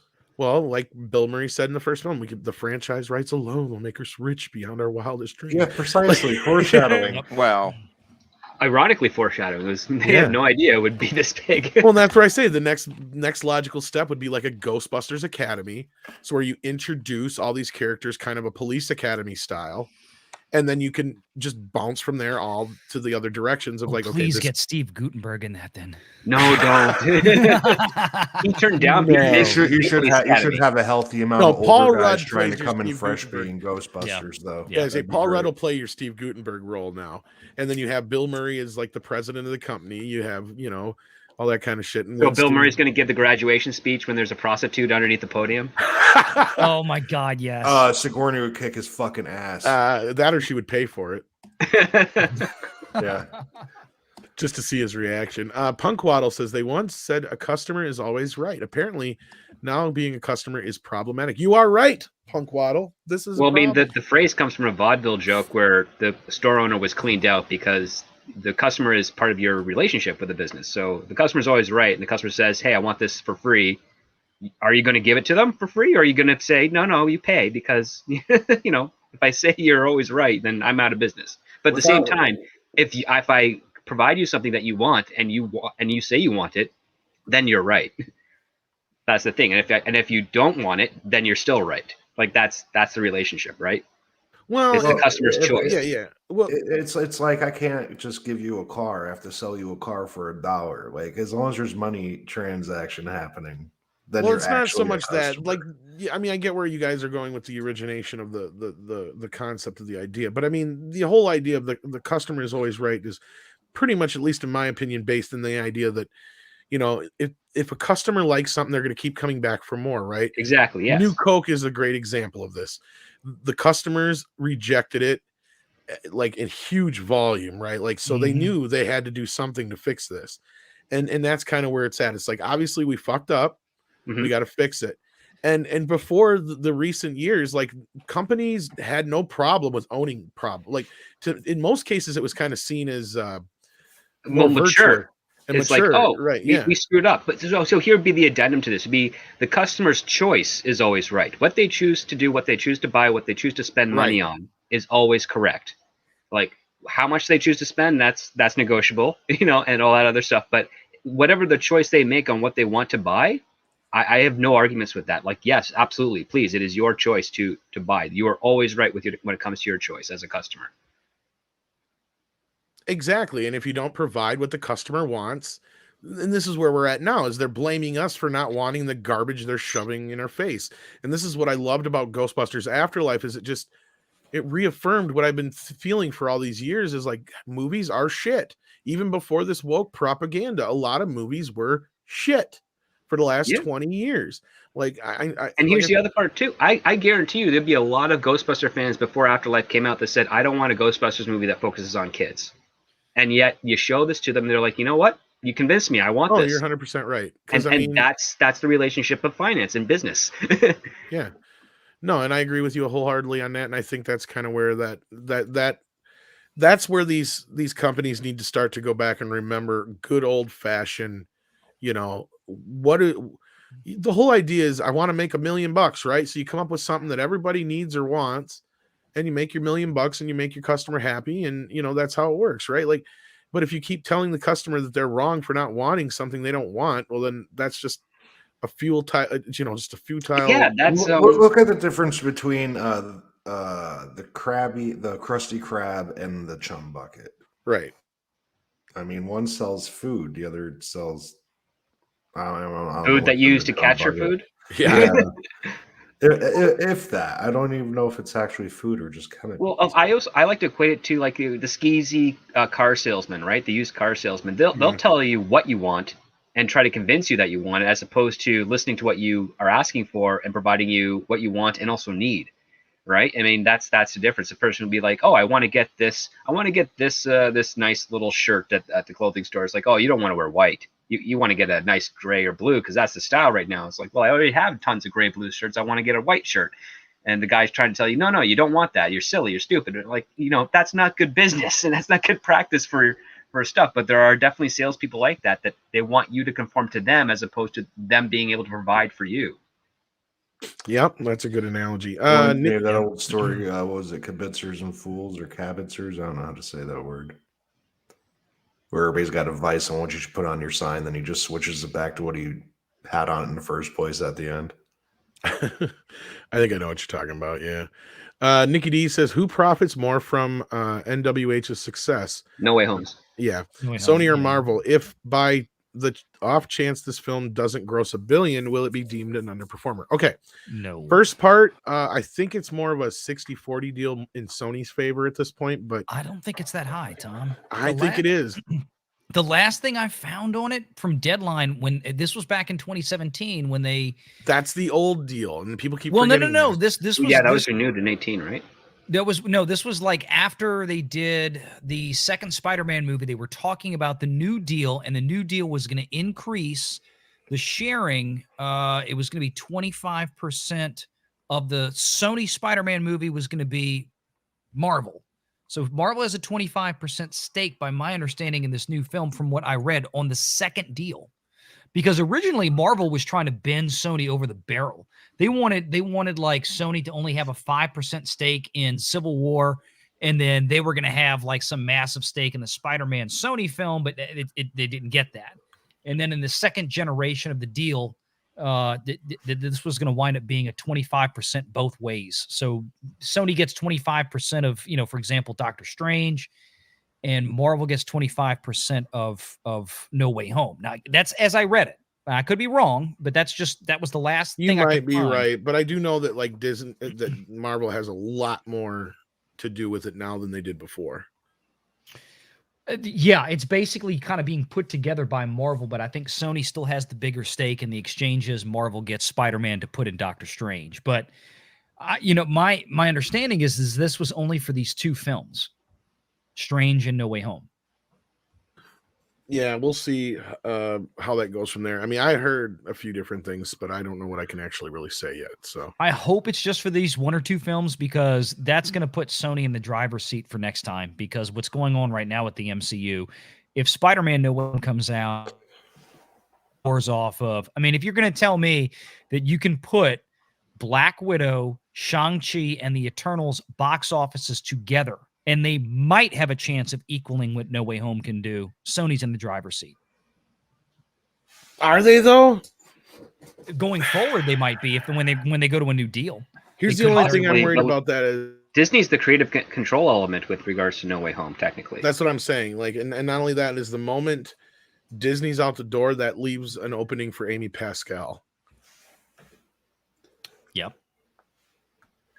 Which means that you're not going to have the same creative team producing future Spider-Man films. And I think Sony, at least in Rothman's case, it's in his best interest to have that creative team if they're have a good track record to keep it going as long as he can.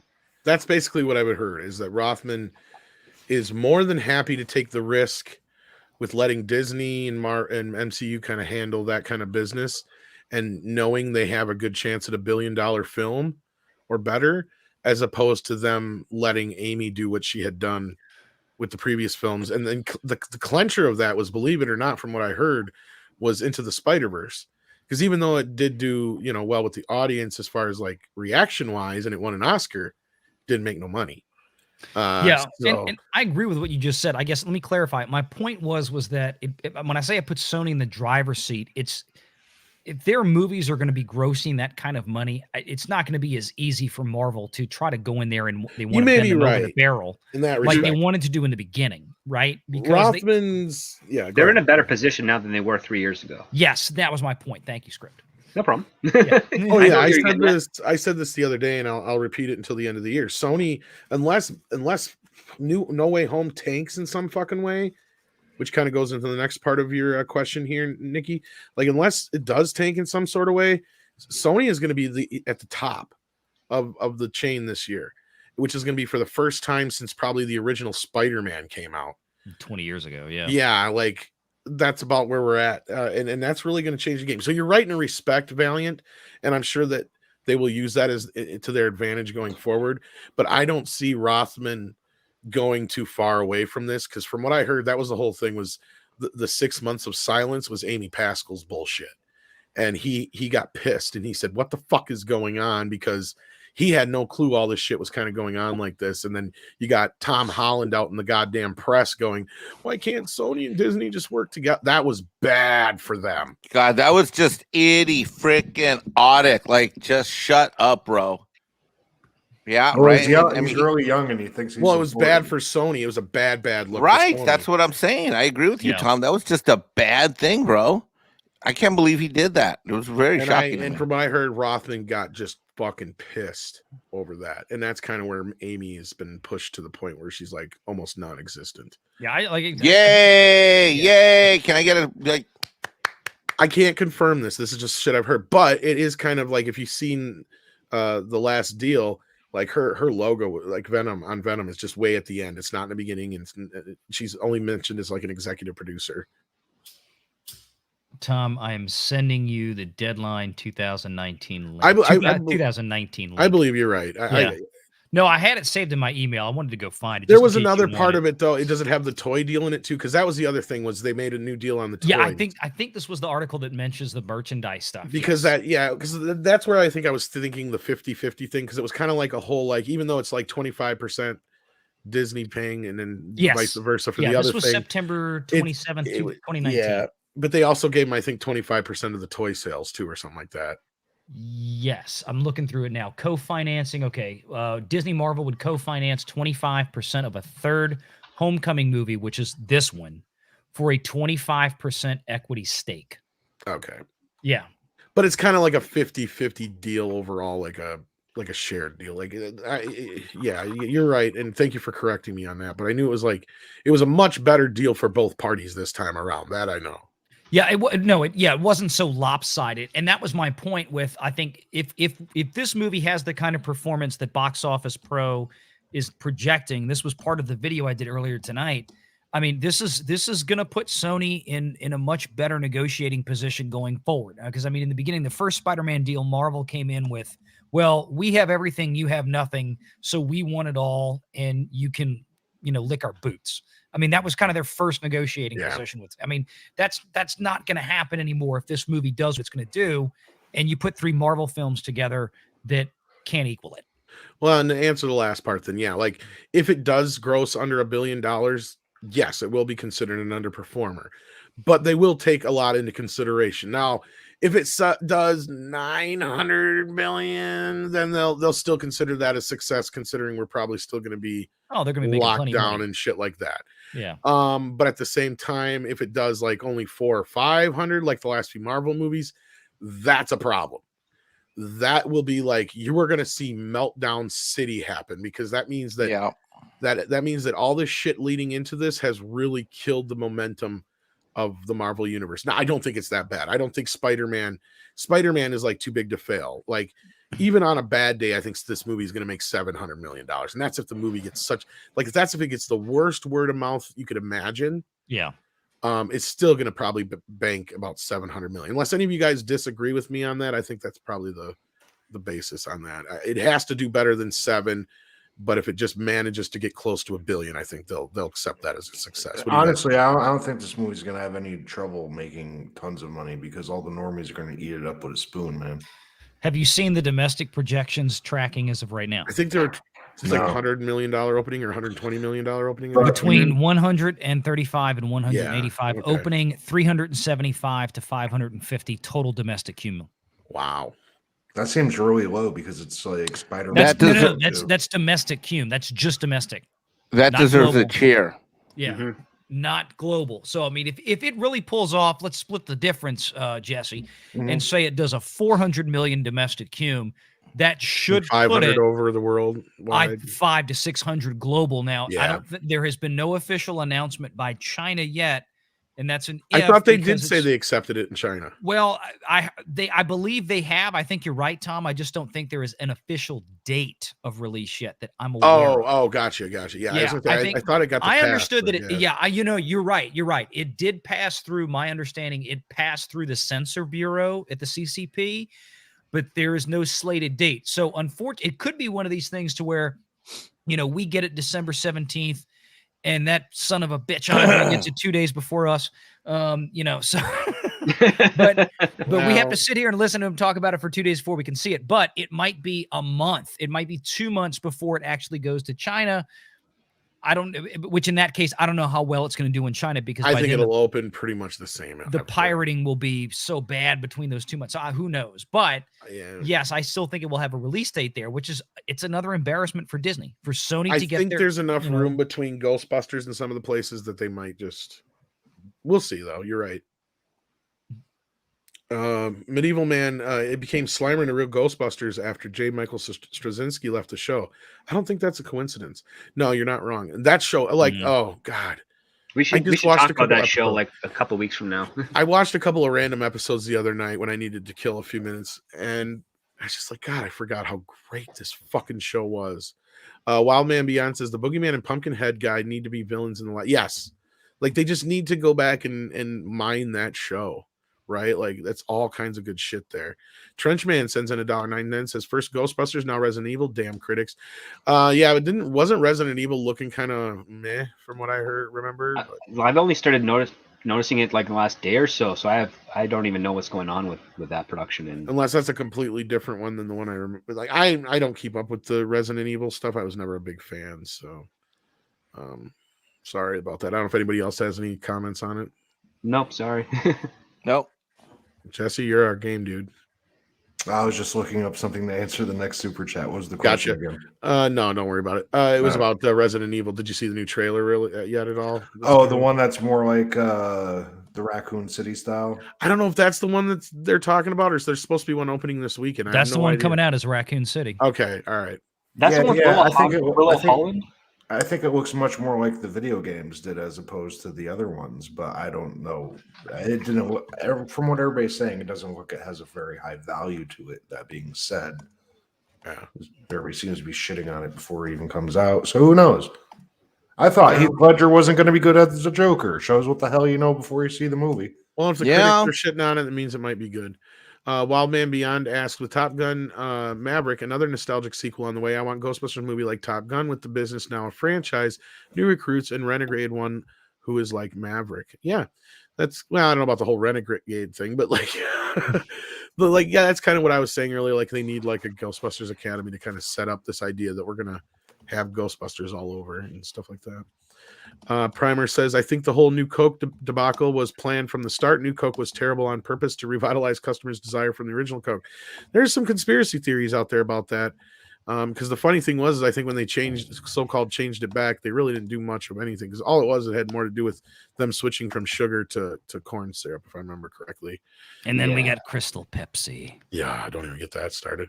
Xenobit says, who has the rights to Japan Ultra Spider-Man? And I think this is the one you were looking up. Go ahead, Jesse, and give the answer to that. I don't know how you say that, but the production company and the distributor, Toei company, TOEI. But it didn't say specifically if they were the ones who out and out own it, so to say. But they got the distribution rights, right? Oh my gosh, look at this company. Someone who actually has a link. George, that must be busy. But George. I don't have. No, you got to do it like this. Hold on. Can I do it? Go. Yeah. George! I wish we had Culture here to do the little George. And he's an amazing, marvelous man.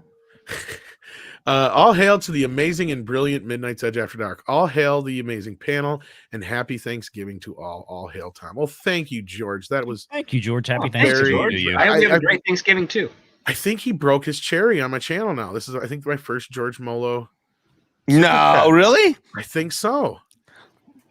I'm not sure about that, but maybe. I think he did on the main channel, but not here. Well, George is a great supporter of so many channels and YouTubers. And I absolutely love that that George has not only been a great, watching him as a fellow fan on YouTube, not only be a great supporter of channels, but now that he has his own, it's he's a unique and welcome voice, and brings a completely soul. Yeah, he's got a beautiful soul, and he's got a great and different perspective. Watch his videos if you haven't yet. No, please do. I love his delivery. I feel like I'm watching a really good teacher. Well, he has the voice that gives Valiant a run for his money. It's a really smooth sounding, alluring voice, much like Valiant's. Yeah. And I love the way the two you on a channel will just be like eargasms. You can tell he's a writer because he just. At least I know what kind of porn you watch. ASMR, man.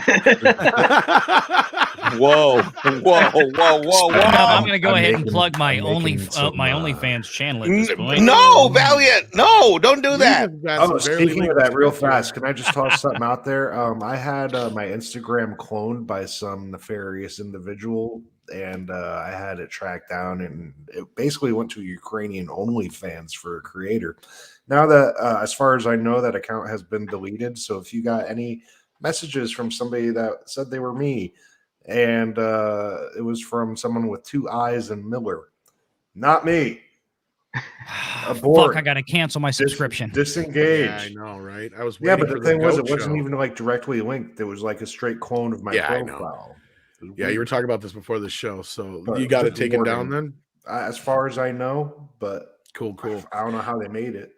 Trenchman, yeah. Well, Mike said he had been hearing about that problem, so I wouldn't be. These guys, they figured that shit out. They do, yeah. Anyway, Trenchman says, "What's your opinions on the Halo show for P+?" I saw the trailer was dropped or something was dropped. I didn't get a chance to check it out yet. Did any of you guys get a chance to check it out? Not yet. Not yet. No. I'm not. Again, I fell asleep after watching Ghostbusters, Masters of the Universe. So they're not Ghostbusters. He-Man, yeah, Jesus. Yeah. I'll check it out right now. While you guys. Oh, he just went. I think he's gonna go check out the trailer. So while he checks that out, I'm gonna finish this article up here a little bit. After we grab this super chat from Edgy #1, who says we need a real Ghostbusters retrospective, guys. That is not a bad idea, Edgy. That is not a bad idea. Great cartoon show.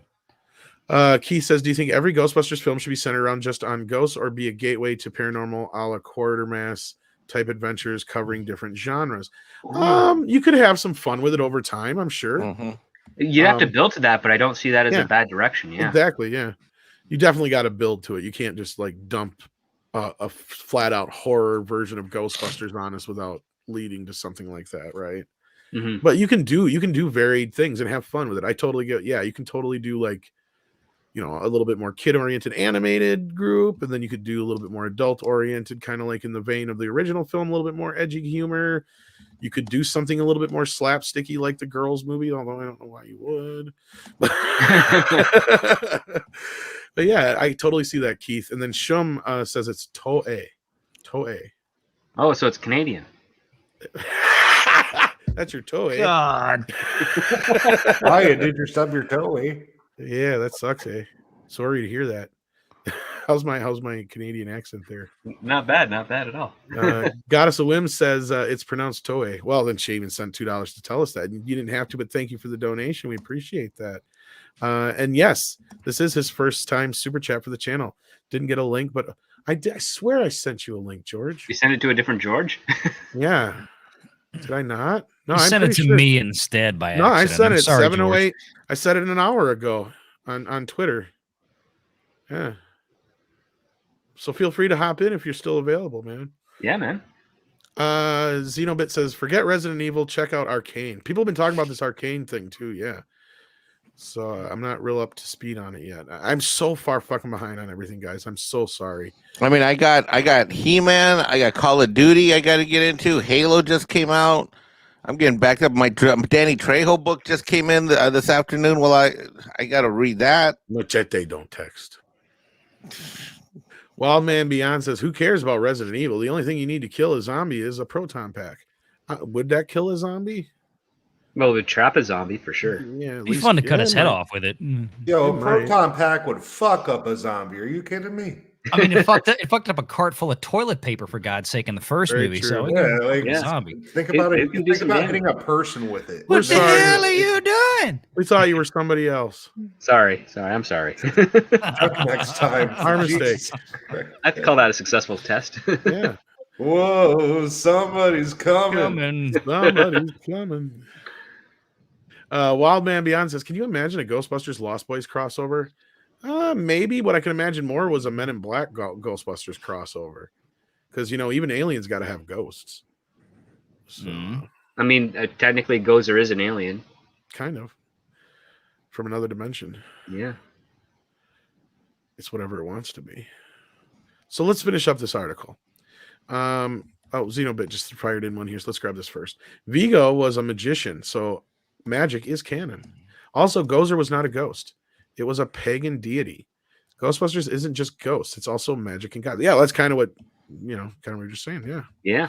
I mean, no, there's lots of supernatural elements to explore. Tons of fun stuff. Tons. Oh yeah, like the boogeyman was not a ghost. Yeah. No, it was another dimensional creature. But here's the other thing too, and I really hope that they this would be a kind of like a funny in joke with regards to like the future of Ghostbusters if it ends up having some real legs as a franchise. Is they battle various people from historical countries, but they never Babylonian, and that's the running joke. Everybody assumes it's going to be a Babylonian one, but it never is. It's like Carpathian, Sumerian, like all the other countries and all the other things, but never Babylonian. You want a baby? Why don't you go knock up some hell? Are real. Well, you want some baby? Why don't you go knock up some willing hellhound? I like this idea about supernatural. Now, supernatural, a lot of people think is responsible for why there started being real ghosts in Scooby-Doo, but the time frame doesn't match up because of 13 Ghosts of Scooby-Doo. Yeah, I'm fucking. I don't know what you're talking sorry. about. There's no real ghosts in Scooby-Doo. There are now. I know. I'm just kidding. Shit happens. It just shouldn't be though. It's just that I get kicked out of the Scooby Gang. I told my son this a long time ago. They would never even let me ride with them because the first time I saw something like that, I'd stab it in the stomach 4 or 5 times. And then Could you imagine one of these things coming out of the woods? Yeah, right. It comes out of the woods at you. It's all scary. Shit. And I want to welcome to our channel for the very first time, George. How you doing, buddy? How you doing, brother? How you doing? Glad to Thank you have for you. inviting There he me. is. Yeah, I had checked the link. About 15 Twitter's been years ago. acting up It lately. is. I sent a tweet to Grant Gregory. It took 7 hours later. He's like, I just got it. I don't know what's going on. Hey, Yeah, Script there's a- Doctor. There's a Hey, feeling George. like that. Good to see you, sir. Good to see you. Mexican Iron Man, my friend, Valiant. Jesse. Brother are you? George. Hail, Brother George. Hey, how you doing, everyone? This is almost like a first because George actually made it on the morning show on the main channel before he made it on After Dark. Usually, After Dark is where you get like bombarded with the bullshit. So it's like, oh, if you can handle us on After Dark, you can handle the morning show. Cool. I was just turning into y'all. God, there's a lot of stuff out. Yeah, I need to finish this article here, but yeah, we're talking about how Mary Sue's having like an identity crisis over Afterlife. They don't know what George, just to bring you up to speed here on what we've covered, we're the problem. Oh, as usual, in case you didn't know. It's us. Yeah. Has anybody checked out the Blade Runner Black Lotus anime? No, but I've been hearing a little bit about it. Did you check it out? Not yet. Yeah, I saw the first 2 episodes. I'm sad to say this because I'm one of the few people. Well, I don't know, maybe not few people that I liked Blade Runner 2049. I like Denis Villeneuve's work. I just do. I mean, it can be slow at times, but I feel that parts of Blade Runner Black Lotus actually served as a better sequel to the original Blade Runner. I liked it too. I know I took a lot of heat for saying that, but I liked it. I mean, Well, you watched it too? I told a few people, and they're like, "What?" I'm like, "Hey, you don't like it, you don't like it." But I what? Or yeah, there you go. I did. I'm starting to get into anime. I'd only watched like 3 or 4 before, but I kept being asked. You and everybody else. Well, it's because I keep being asked. They're like, "Would you review anime? Would you review anime?" I'm like, I like some anime. I mean, I'm not deep into it, but I'll take a look. Well, I feel like such an asshole because I've been going through a lot of my stuff since moving twice in the last, year and a half or whatever. And I stumbled upon some manga books that somebody had sent us, and I sadly don't have the info on who sent it to us. So I'm like, I feel like an asshole right now. But eventually, we're going to go through all that stuff. But I'm going to finish this this article here right after we get the super chat. Xenobit says, "Is an egg roll an Asian burrito or a burrito's Mexican egg roll?" Where were you when we were having this conversation yesterday? Was it yesterday? Somewhere else? Yeah, we were having this conversation somewhere else. Okay, let me finish this article though. So Reitman himself, we got this one. Okay. But we didn't get the rest of this. Reitman implied that fans of Answer the Call weren't real Ghostbusters fans, which is an insult to both fans and Feig's film. And Not seeing a problem here. Sorry, not sorry. Both Afterlife and Answer the Call are solid films and welcome entries into the Ghostbusters canon, and they should be treated as such. Afterlife even has its own iconic female lead in McKenna Grace's phenomenal Phoebe. See, this is where Mary Sue has. They're actually the only one. I'll give them this much credit. They're one of the few reviewers out there who have actually been giving Ghostbusters good reviews because it has a strong female lead mainly. But they're the only ones who are pointing that out. Yeah, right. But that's the problem that comes there. Therein lies their crisis of problems here, however you want to put it. Anyway, after leaving the theater, I couldn't help but imagine what a crossover sequel might look like with McKinnon's Jillian Holtzman mentoring young Phoebe in science and ghostbusting. But nobody wants her to teach her how to queef. Okay, that's about all she's going to teach. It would have looked like shit. Let's just go ahead and put that to rest right now. It would have been shit. You know what? I know a lot of people liked her in that movie. She was one of the most annoying parts of that movie for me. Which is unfortunate because Kate McKinnon is. I've seen her do her own stuff, like outside of Saturday Night Live. She is brilliantly, she is hilarious, legit, funny, and good. But you'll never see that in Saturday Night Live. She embraced everything that was wrong with that movie. That's the problem. Yeah. Yes. Like all Critical Drinker's comparison was so perfect. When he compared like that 2.5-minute segments in the 2016 Ghostbusters where they explained how the proton packs worked and did a demo versus the 24 seconds in the original Ghostbusters where they accomplished the same thing that was much funnier, more clever, and it was perfect.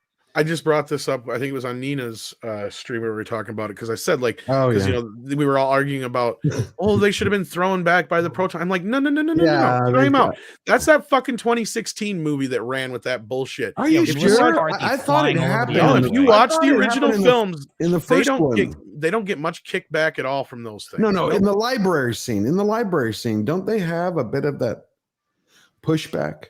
Not really. Not until they cross the streams. That's the only time they really see. Yeah, in the hotel. in the hotel, they kind of like they're trying to aim this thing, and it's not a straight laser. It's like a because a water fire hose. And Yeah, that's how they I kind of was treat talking it. Frank. precisely. Dan I think it's the Aykroyd equivalent explained- of like a fireman's hose, like a 1 Well, 3/4. actually, you know what Dan That's, like, Aykroyd explained to the manageable, but guys? Not too much. He explained it was like trying to throw a noodle around something. That Yeah. makes sense. That makes sense. You know That's a what? good way of thinking. I'd love to see that guy. Have y'all ever heard of Hacksmith?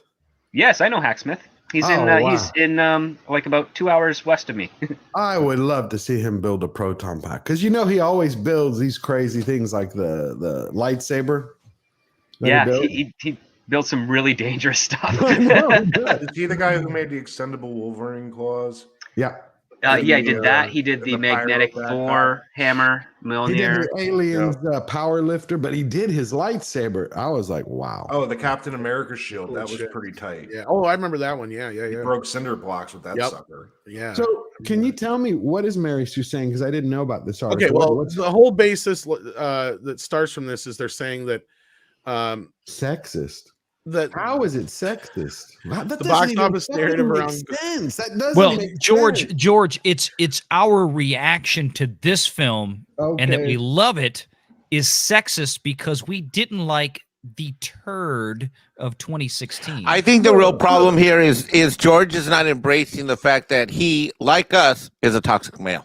That's not how science mean, I works. know though. the one thing that I really loved about Afterlife is that it finally put a boot up the ass of Ghostbusters 2016. I was gonna say Paul Oh, yeah. Feig created a Vagenda epic disaster, and I was thrilled when Ghostbusters wiped its.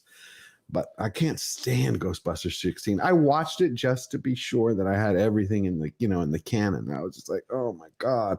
And maybe that's where I got confused, where the proton packs created a flashback. Created that pushback. That might have been no, it. it's all in the that's the good 2016 thing. movie.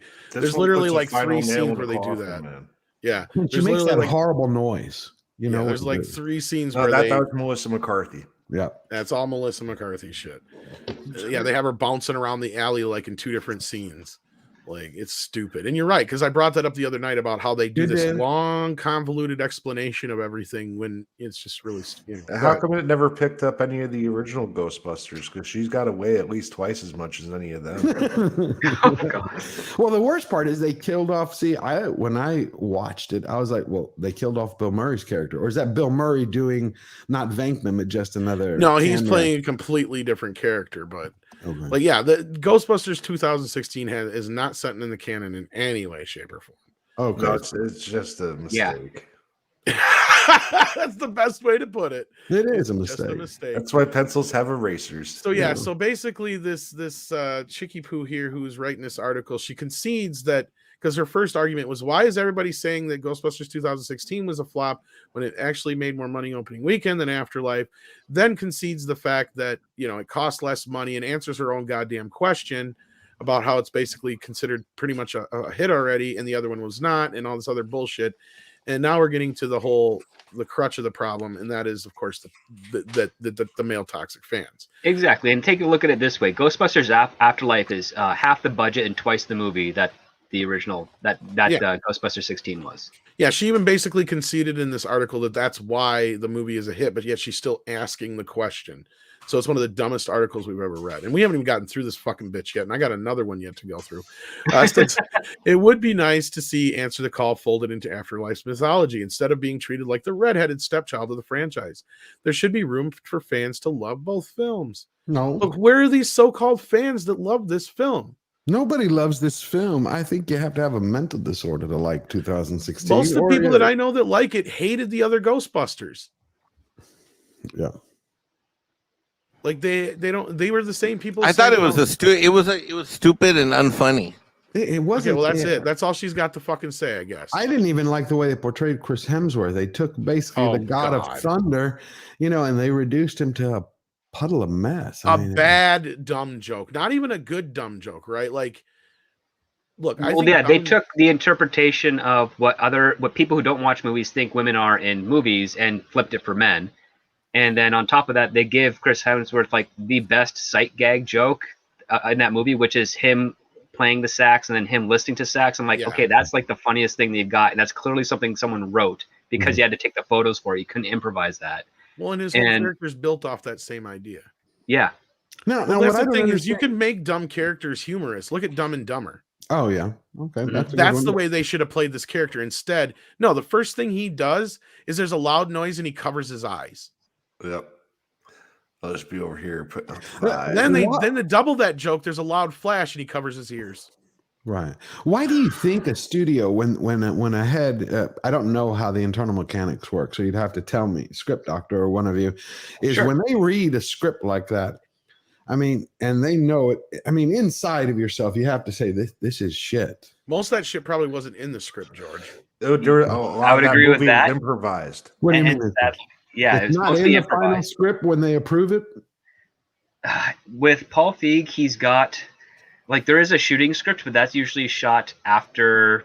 So when you're doing It's called a improvisation, suggestion. you have the script itself, which is whatever is written for that day, and it might even be way funnier than what's improvised. Okay. But Paul Feig really likes to do improvisation. So you take the starting point of that scene that they're shooting, and you take the end point of that scene. And he's like, "This is your goal, so go improvise to get to that goal." Oh, and okay. and if he decides to pick that improvisation over what was actually written, that's what we see in the movie. And there's no sort of pre-production supervision with regards to that. If they say, yeah, we'll let you improvise, but you have to shoot at least what's written on the page. You can do funny shit improvising. The problem is Right. you have 4 actresses who do not work well together. We already know that there was tons of tensions on the set, so that shows.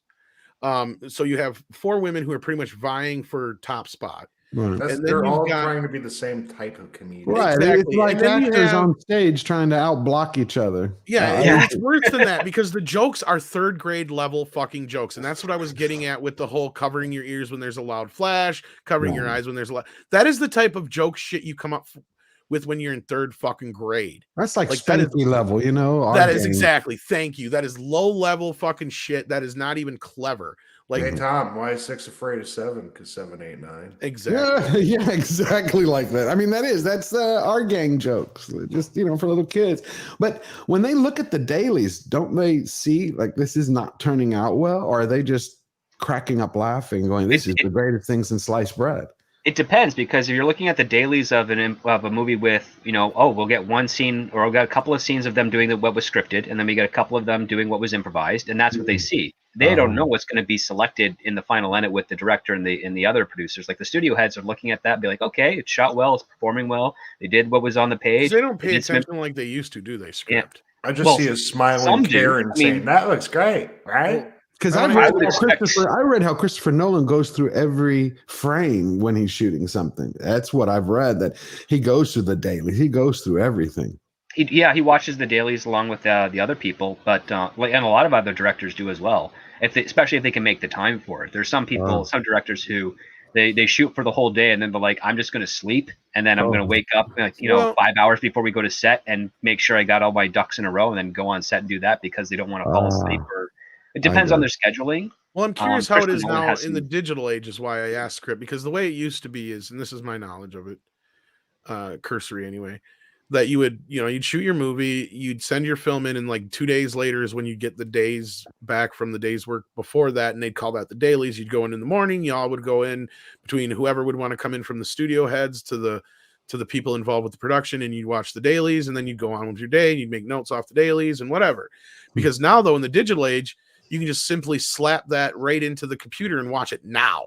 Like, so you don't really, do they even still do the typical kind of dailies thing? If you shoot on film, they still do the dailies, and it's still, I think, a 24-hour turnaround. Right. It might be less because, again, like they do development, packaging, and then just shipment for display. But the other part, too, is like sometimes they schedule, there's dailies that the studio heads get that they sit down and they're the only ones that are watching that stuff. And then there's the daily screening parts where the director will come on a day where they're not shooting, where there's like a down day, and they'll watch the dailies with the rest of the people that are involved with the crew and evaluate and double check. Okay, did we get everything right on this one? Did we get everything right on that one? I mean, it varies from production to production, but that's usually kind of what it is. You want to make sure that you have some of the production, like, your cinematographer, your first AD, your director, your screenwriter, whoever of the acting part of the cast is also producers, to watch the stuff and then get the notes and be like, okay, so do we have to redo this, or do we have to schedule a pickup for a month from now, or are we satisfied with this and we keep on going? And they try to make those decisions as quickly as possible because time is very much money in Hollywood. Yeah, because I mean, yes, that was kind of my question, because I feel like there's maybe more of a disconnect now, I guess is what I was getting to. Like, I don't feel like there was like the immediacy where like you would walk out of those dailies and back in the day, and I'm sure you would get some pretty immediate feedback from some of the bigger people, as to now you got channels, and like you said, people are just, I imagine they probably just sent to them in their email the dailies or whatever. They just load them up on their computer and watch. I think there's right? like they have their own Dropbox system type Right, of thing. exactly. Some That's what I was studios do, figuring. yeah. All right, yeah. Well, that kind of answers my question overall. But they still do watch them in theaters. They don't just do it on laptops. Oh, okay. So when do they actually know before the film releases what they have in their hands? Like if it's good or bad? I mean, do they like Probably I that don't first know. test screening usually. Well, they do their first run at it, which is whatever length it is, and that lets them shape up what the movie is. Once they do the first run at it without special effects, without music scores, usually like a tempo score or demo, they do a test screening with it, like with friends and family or within the studio itself of other people from other projects for a weekend. They take the notes from that. They go back. They do refinements. If any of the notes require pickups, reshoots, or coverage, new coverage to get, then they start scheduling that and log that in there, and that goes into the after budget costs. Okay. And then it just goes through a cycle over and over again, because one thing that a lot of moviegoers may not realize is that a movie is usually shot a year and completed, at least principal photography, a year before it's released. And that's done specifically so that they can make sure it's as in the best condition it is before it actually hits that theatrical date. Okay.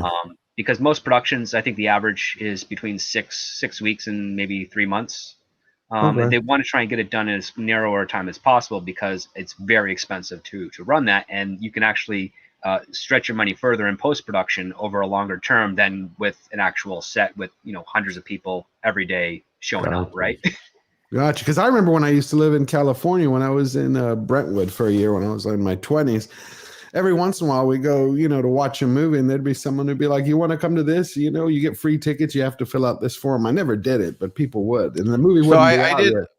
I did a lot of those screenings when I had my Santa Monica accounting office, when I was doing production accounting.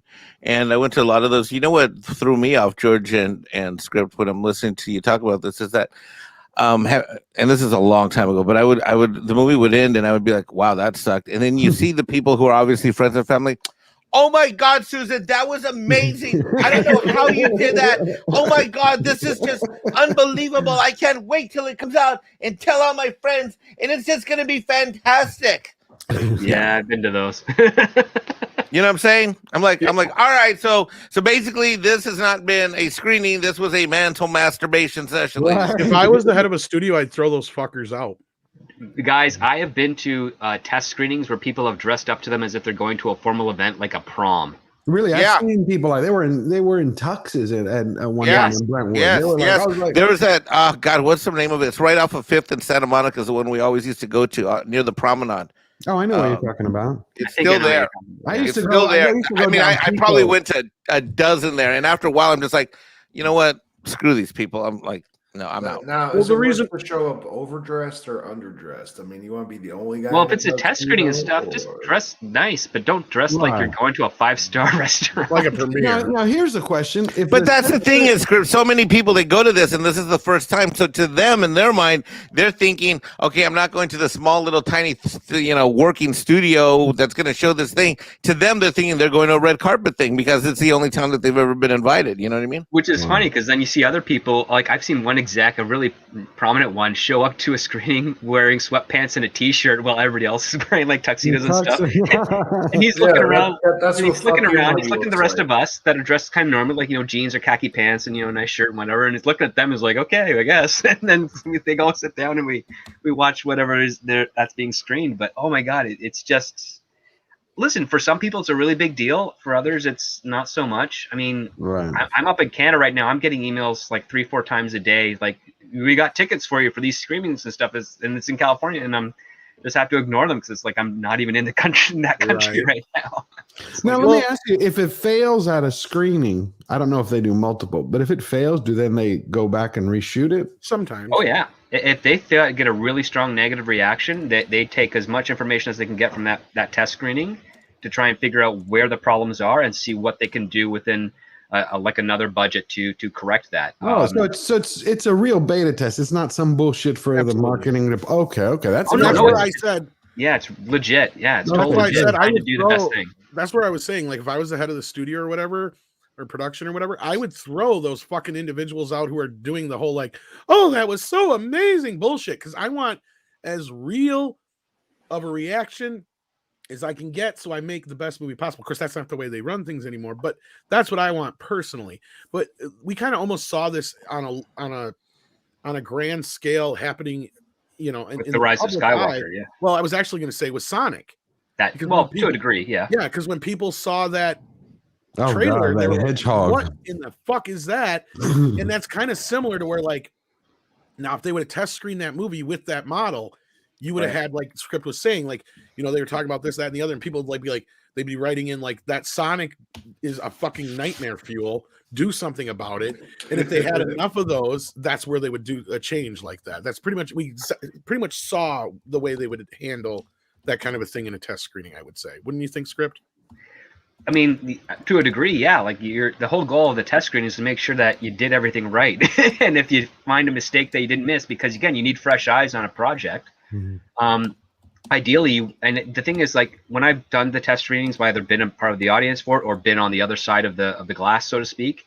All we're hoping for is for an honest reaction, because the one thing that the goal is for everybody is like, oh, did we miss something? And if we so, these are the people we're hoping will catch it so that we can correct it, so we can make that great product for, not Everyone. Primarily they're thinking about making just the most money, not always thinking about like the audience itself, but like we want to make sure that people are going to be smiling when they come out of the theater, or want to recommend their friends and all that other stuff. So that's the goal. And if you can't find people that can give you that honest opinion, it's going to be a detriment to your film. And it's really hard to do that, because some people who, if they're doing this for the first time, realize, oh man, if I don't tell them I like this thing, they're never going to ask me back again.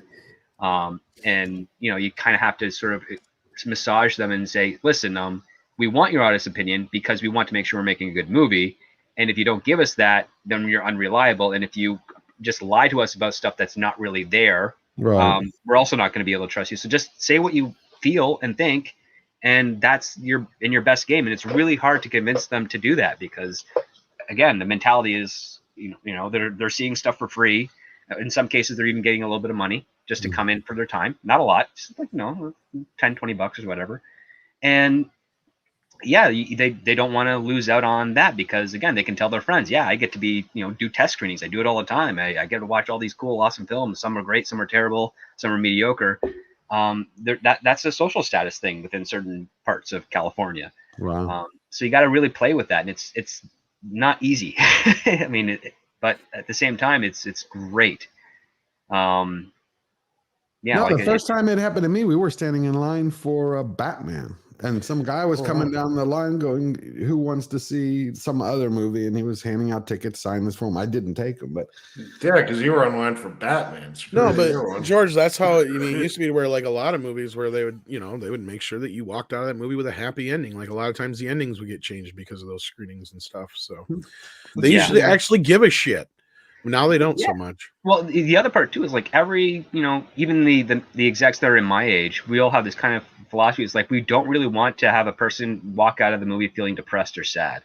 Like we're fine with the happy endings, even if it's cliche, because we don't want our audience to be, upset or feel disdain or dystopic or any of that emotions when they see a movie. Because it's like, it's a great movie. Like, you're buying for a meal that's delicious, but at the end of the day, it gives you indigestion. You don't really want that. Exactly. I was going to say, a great movie can be fucked up by a horrible ending. Sorry, George. No. Apologies. No, I was going to say, even a Meryl Streep film. I remember I saw one with her and Jack Nicholson. Oh my God, I just forgot the name. They played like almost two homeless people. I'm like, what a depressing film. Well, that depends. Like how do you screen something that is depressing? Well, that comes into the artiste mindset with some people, right? Okay. I was just curious, because when you said that, you don't want them depressed, but you get these dark films once in a while. Well, and that's kind of why I think where we've got. That's what I'm getting told these days. Depressing.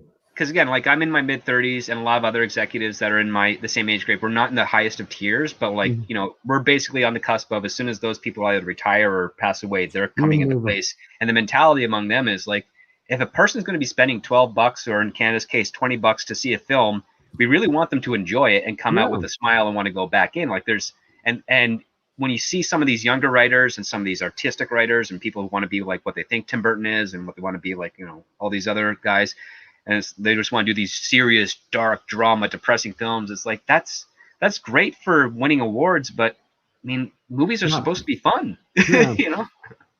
Yeah. Did Game of Thrones really change that for movies? That's always, I thought, a question where they started killing characters and being much darker. No. But the idea of like, I mean, for dramatic purpose and story, if you make a really good character and you kill them off, you elicit a great dramatic reaction from your audience. But the goal is not to end the film for them crying as regard to that person dying, especially if it's like a weird empty death or a surprise death.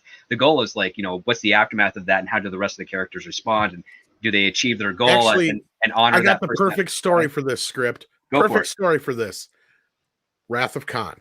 Oh, I love Wrath of Khan. They screened the film. The original ending wasn't as uplifting as it was. It ended on a very dour note. There was no hope. It just ended with the funeral. There wasn't that whole space, the final frontier. There wasn't that whole where that whole bit. No, that was not there. And the stuff on the Genesis planet, yeah. None of that was there. So all they did was they had the funeral. Spock was dead. He was dead. And even though they were cheering and they were involved in the whole movie, I can't remember who's the guy who was kind of overseeing Trek at that time. Harv Bennett. Yes, Harv Bennett was like, he's like, you could hear a pin drop because he's like, all of a sudden, he's like, everybody sank in their seats, and he was like, it literally was like everybody walking out of a fucking funeral. And he's like, we can't do this. He's like, what do you mean? We can't change the ending now, and we don't know, because that was the whole thing, is they didn't know if Leonard would come back and all this business and shit like that. And like, well, we got to do something at least to kind of give them some kind of hope and to let them know that there might be a future here. So they went to ILM and they shot that whole ending with the on the Genesis planet. They had Leonard come in and do the voiceover, and then they screened that, and it was a completely different reaction to the, because that voiceover was like a tribute to the character, and that's where you kind of have like, oh, either he is dead, but at least we have this nice little button on the end to honor this character we've loved all these years, and then you have the soft landed torpedo where it's like, oh, it didn't get destroyed and didn't get buried or anything, it's just there on the planet. What does that mean? Right. I loved it. I can't imagine just that little change. Yeah, just that little change. They didn't change the ending. They just added that little bit, like script said. It added that little glimpse of, oh, there could be a future here. But at the same time, it added that little bit more of a tribute. Didn't leave it on such a dour note, and it made all the difference in the world. And you can. That happens so often. Like another example, I hate bringing up Kevin fucking Smith here, but Clerks did really well in the award on market. The festival circuit, festival circuit, yes, thank you. And the thing was that when it's picked up, they're like, you got a great movie here, but the problem is you kill Dante at the end because you have no other way to end your movie. And that goes back to what you guys were just talking about, was Kevin was just emulating the type of movies that were at the time, and that was like the edgy thing to do, right? Was to have this big gotcha moment at the ending where it would really leave the audience kind of stunned. Like that was kind of like the whole thing at that time in the 90s. And they're like, no, you just end your movie like a regular fucking comedy, right? And that changed the entire tone of the movie, because the movie is the same up until the very end. All of a sudden, you have this random scene at the end where Dante's finishing up closing, and some guy comes in and just fucking shoots him and robs the register. Like, and it's like out of nowhere, and it ends on that. It's like, wait, what? Like, and there's no setup for it, no precursor for it. It's not like the guy tried robbing him earlier in the night. It's not the Chewbacca gum guy that was trying to sell his gum. Yeah, you know what though? It would have made people really, really sitting on the edge of their seats while they were watching Mallrats. Yeah. What were you gonna say, George? I was gonna say, does anybody know what happened to Kevin Smith? I mean, he went from he had a heart attack. I know, but the heart attack changed his political philosophy. Yeah, because instead of seeing God and going through the tunnel with the bright light, he went to hell. And he made a deal to come back. He married an uber feminist. He had a kid who ended up being an SJW for the most part, and he's been living in California for the better part of the last 20 years almost. 20. Well, yeah, he married a journalist. A variety. God, the worst of people. He's brain dead. Yeah, because so his balls are in their purse. Because he basically destroyed everything that built him, that made him who he was. Oh, and I With have a He-Man. theory on what's going to happen here. Where did I bring this up? Script, was it yesterday or It was a culture show, right? Culture Show today? Yeah, I said that when Clerks 3, this is why I think that Kevin is doing a lot of the shit he's doing right now. He's setting himself up to get as many points now as he can when the cancel comes after him. Because when Clerks 3 comes out, all these people who have never seen his shit before are going to go back and look. And Chasing Amy is going to get his ass canceled. Really? Oh, yeah. Yeah, that movie is problematic as fuck now. Even though it was progressive as hell back then, Oh yeah. that's the one that's going to come back to bite it. Hey, Tom, who gets the $100 bill? The Easter Bunny, Santa Claus, the man-loving lesbian, or the militant dyke? The militant dyke. Why? But do you know why? No, but you're about to tell me. Because the rest of them are figments of your fucking imagination. I don't get me wrong. I like the movie, but like I know that's the one that's going to bring in problems. So I wouldn't be surprised right over that scene that we just did. if we get all of a sudden after Clerks, or just on the cusp of Clerks 3 coming out, we get a bunch of like these articles about how problematic all his classic films are. You watch. And he'll be okay because this new movie and all the other stuff that he's done in the last few years will have made up for it. And they'll be like, oh, but see now the wokeness of Smith, he woke to the what he did. He woke before. up in the 21st century. Yeah, and he'll apologize for all the bad jokes he made. And that's going to be it. And he's going to be the cucking of Kevin Smith will be complete. Jesus, I hope. Not it doesn't happen. But, oh my God. I know one of our great gods has been torn down and turned into mush. He used to be a bro. Now he's a bitch. Yep. Xenobit says watching anime zealously since 1985. Welcome to the club, George. Yeah. And then he also chimes in, these outfits are not being honest. They are positioning themselves to in 2025 say we've been against wokeness since 2021. That's a really good one. Pretty much. Oh, I'm seeing a bit of the turn of the tide in certain things. Battle defense. A little bit. Do you think Villeneuve is going to go more woke, or he's going to stick to the story in the next Dune? Because it was. I don't know. That's a good question. I'm worried. Valiant, let's let you answer that since you got to run here. Well, I'm sorry. Say that again. You cut out. Do you think Villeneuve Farvey's going to amp up the wokeness in part 2 since the studio's probably going to get more involved? Yeah, or do you think he's going to be able to do what he wants? No, I'm hoping he can just continue to be able to do what he wants. I mean, look, the movie would have done a lot better at the box office had it not been advertised for almost a year as, jump on HBO Max, subscribe to HBO Max so you can see Dune. I mean, that was a real big problem. This has been railed on in now all the major Hollywood trades by the North American Theater Owners Association, National Association of Theater Owners. I mean, it is what it is. They need to let him finish out what he started. Let him make the movie, get off his back. Obviously, the script, I think, is probably largely done and has been done since they shot the first one. It's just a matter of getting it in front of cameras, getting it into production, and getting it done. I really don't see them stepping in and messing too much with this at this point. There you go. Thank you. So with that, Valiant, I'm glad you were able to join us. Thank you for being here. Check out Valiant Renegade's channel. He has some great videos and breakdowns of modern movies. Mostly he deals in stuff like the box office and things like that sort. But you break down the numbers stuff that I don't understand. Yeah, no, I've kind of gotten a new saying for the channel. We take Hollywood and the entertainment industry through the business and financial lens. And I mean, it's just kind of all the different aspects of it, because that's what I really enjoy talking about, my 20-year history in the financial industry, and I love you have a few other backgrounds TV shows and stuff. Yeah, that helps. So. Yeah, and I mean, it's smell the fishiness before other people. Well, at least try to look at things objectively as I possibly can, taking the fandom side out and just looking at the numbers. He knows how the bologna sausage is made. Oh, okay, that's good. Pretty much. So, but yeah, check out the channel. Appreciate Midnight's Edge. I had a video come out a few hours ago. If everybody wants to go check it out after the show here tonight, please do. That'd be awesome. It's on the upcoming Thanksgiving weekend box office. I'm going to be doing chores all night, cleaning my house for Thanksgiving, so I'll have time to listen to plenty of things. I might have to travel to Jesse's to get some food. Jesse. Yeah. In fact, I have many a nights done dishes to watching Jesse's Run Bitch Theater. Oh, get this shit. Okay, because I'm a single guy.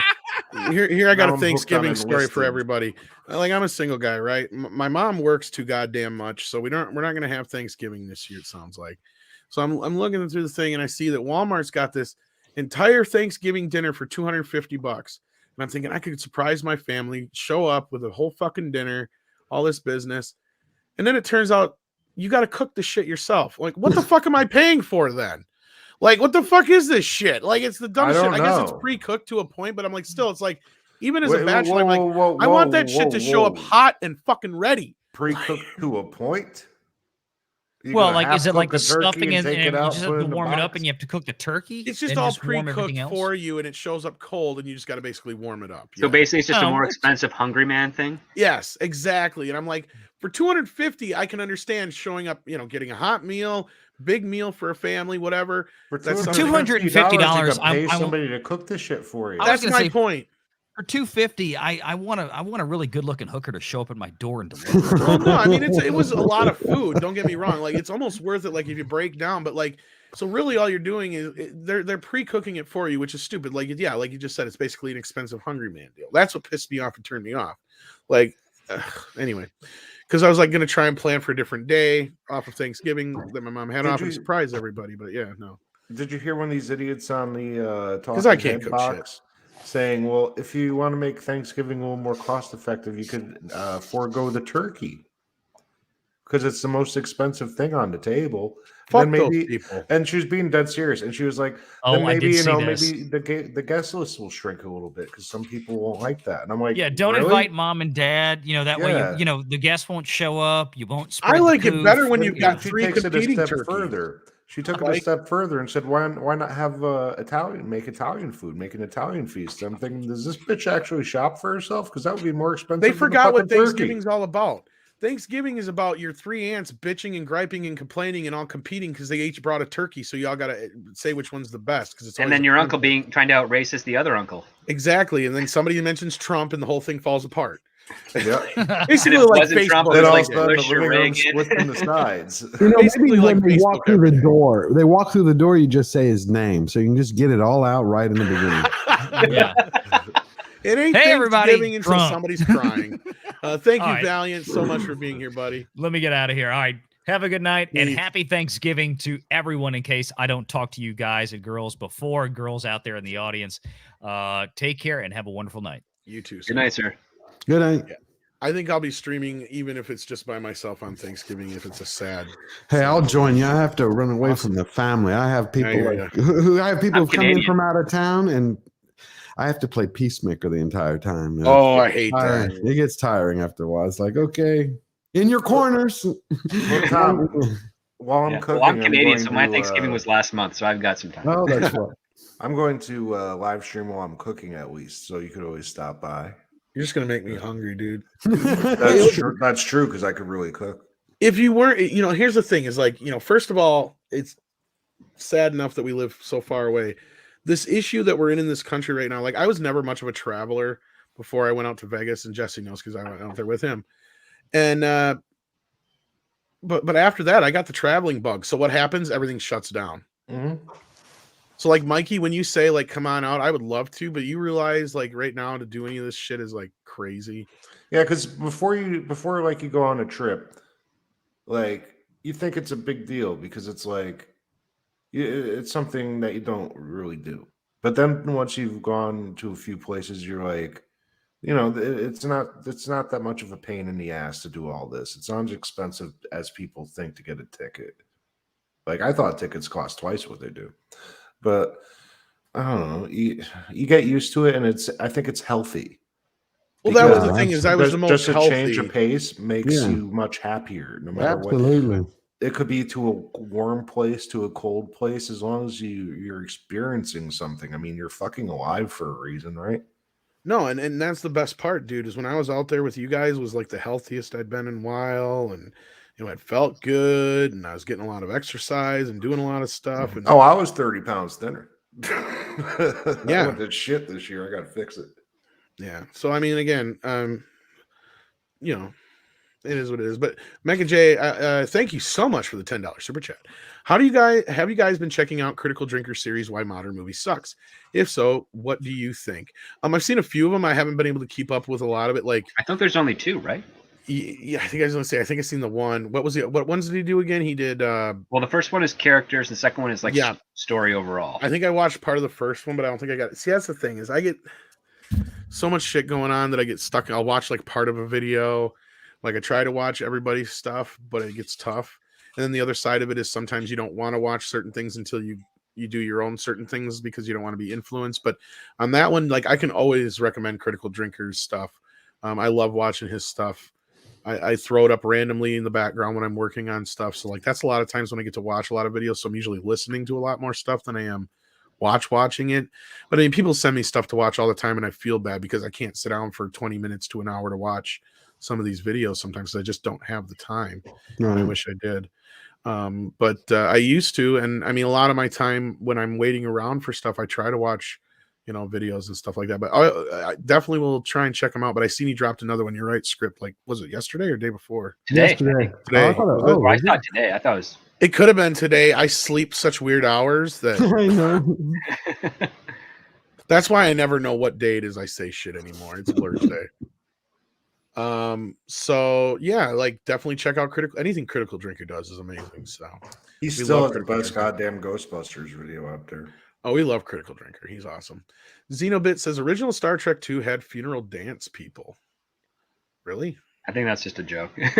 I was gonna say, unless you mean the funeral dances like people were walking out with their heads down. Oh, yeah. I was gonna say, unless that's the kind of thing that means. That could very well be. Boy, I'm seeing a lot of familiar faces in the chat. How you doing, Mega Jetty, and a few others. Glad to see you here. Then Xenobit says, Tom, $25, $10 TV dinners do not count. That's not. That's the thing. Is it sounded good until it's like you got to heat it up yourself. I'm like, well, fuck that. I'll just make it myself then, right? Like, Xenobit says I can swing by and super chat on Thanksgiving. Well, awesome. You don't have to super chat, but I might just do something just as a thanks. I think some other people are planning on some things, so it'll completely depend on who's doing what. So yeah, I think comics is doing something too. Yeah, so I might get wrapped up in something. Who knows? But George has to get rolling here. I do love having you on for the first time, even though it's the first time. I love having you on whenever we're doing stuff. Oh, God, I love it. I love Script Doctor, Jesse, Mexican Iron Man, always. And you, Tom, my favorite. We hope to have you again soon, and I'm sure we'll have you back on the morning show again soon as well. Do check out George the Giant Slayer. He just started his own channel recently. Much like Critical Drinker, I think you'll enjoy his videos and his takes. Other than that, is there anything else you want to plug real quick for you guys? No, I have my Ghostbusters review, which comes out tomorrow. Nice. It'll be interesting. It'll be interesting because I know you had a bit of a different take than other people. I did, but I went back to the theater again. Did you? Yeah, I did, because after I heard everything, I always like to keep an open mind. Some things stayed the same, others opened. It opened my eyes just a little bit more to appreciate some more. I just think the only thing that I can't get over, and that's my issue, is I could not connect with Phoebe. She did such a phenomenal job. That actress is going to be a star if she continues and doesn't get the Hollywood curse. I think you're right. She did such a phenomenal job, but I just didn't like the character. And I think Finn Wolfhard, I just kept thinking of his role from Stranger Things. It just kept pulling me out. But when I saw the ending again, I haven't felt like that in a long time. Like, to me, that part is worth it. If I were to ever get it or ever watch it, I would just keep watching the beginning and the end. Well, I actually enjoyed the rest of it, and I was afraid I wouldn't. And you're right. Like, good. To me, well, and a big part of it could be, and I was talking to somebody about this earlier, actually, in private, like not on the streams things.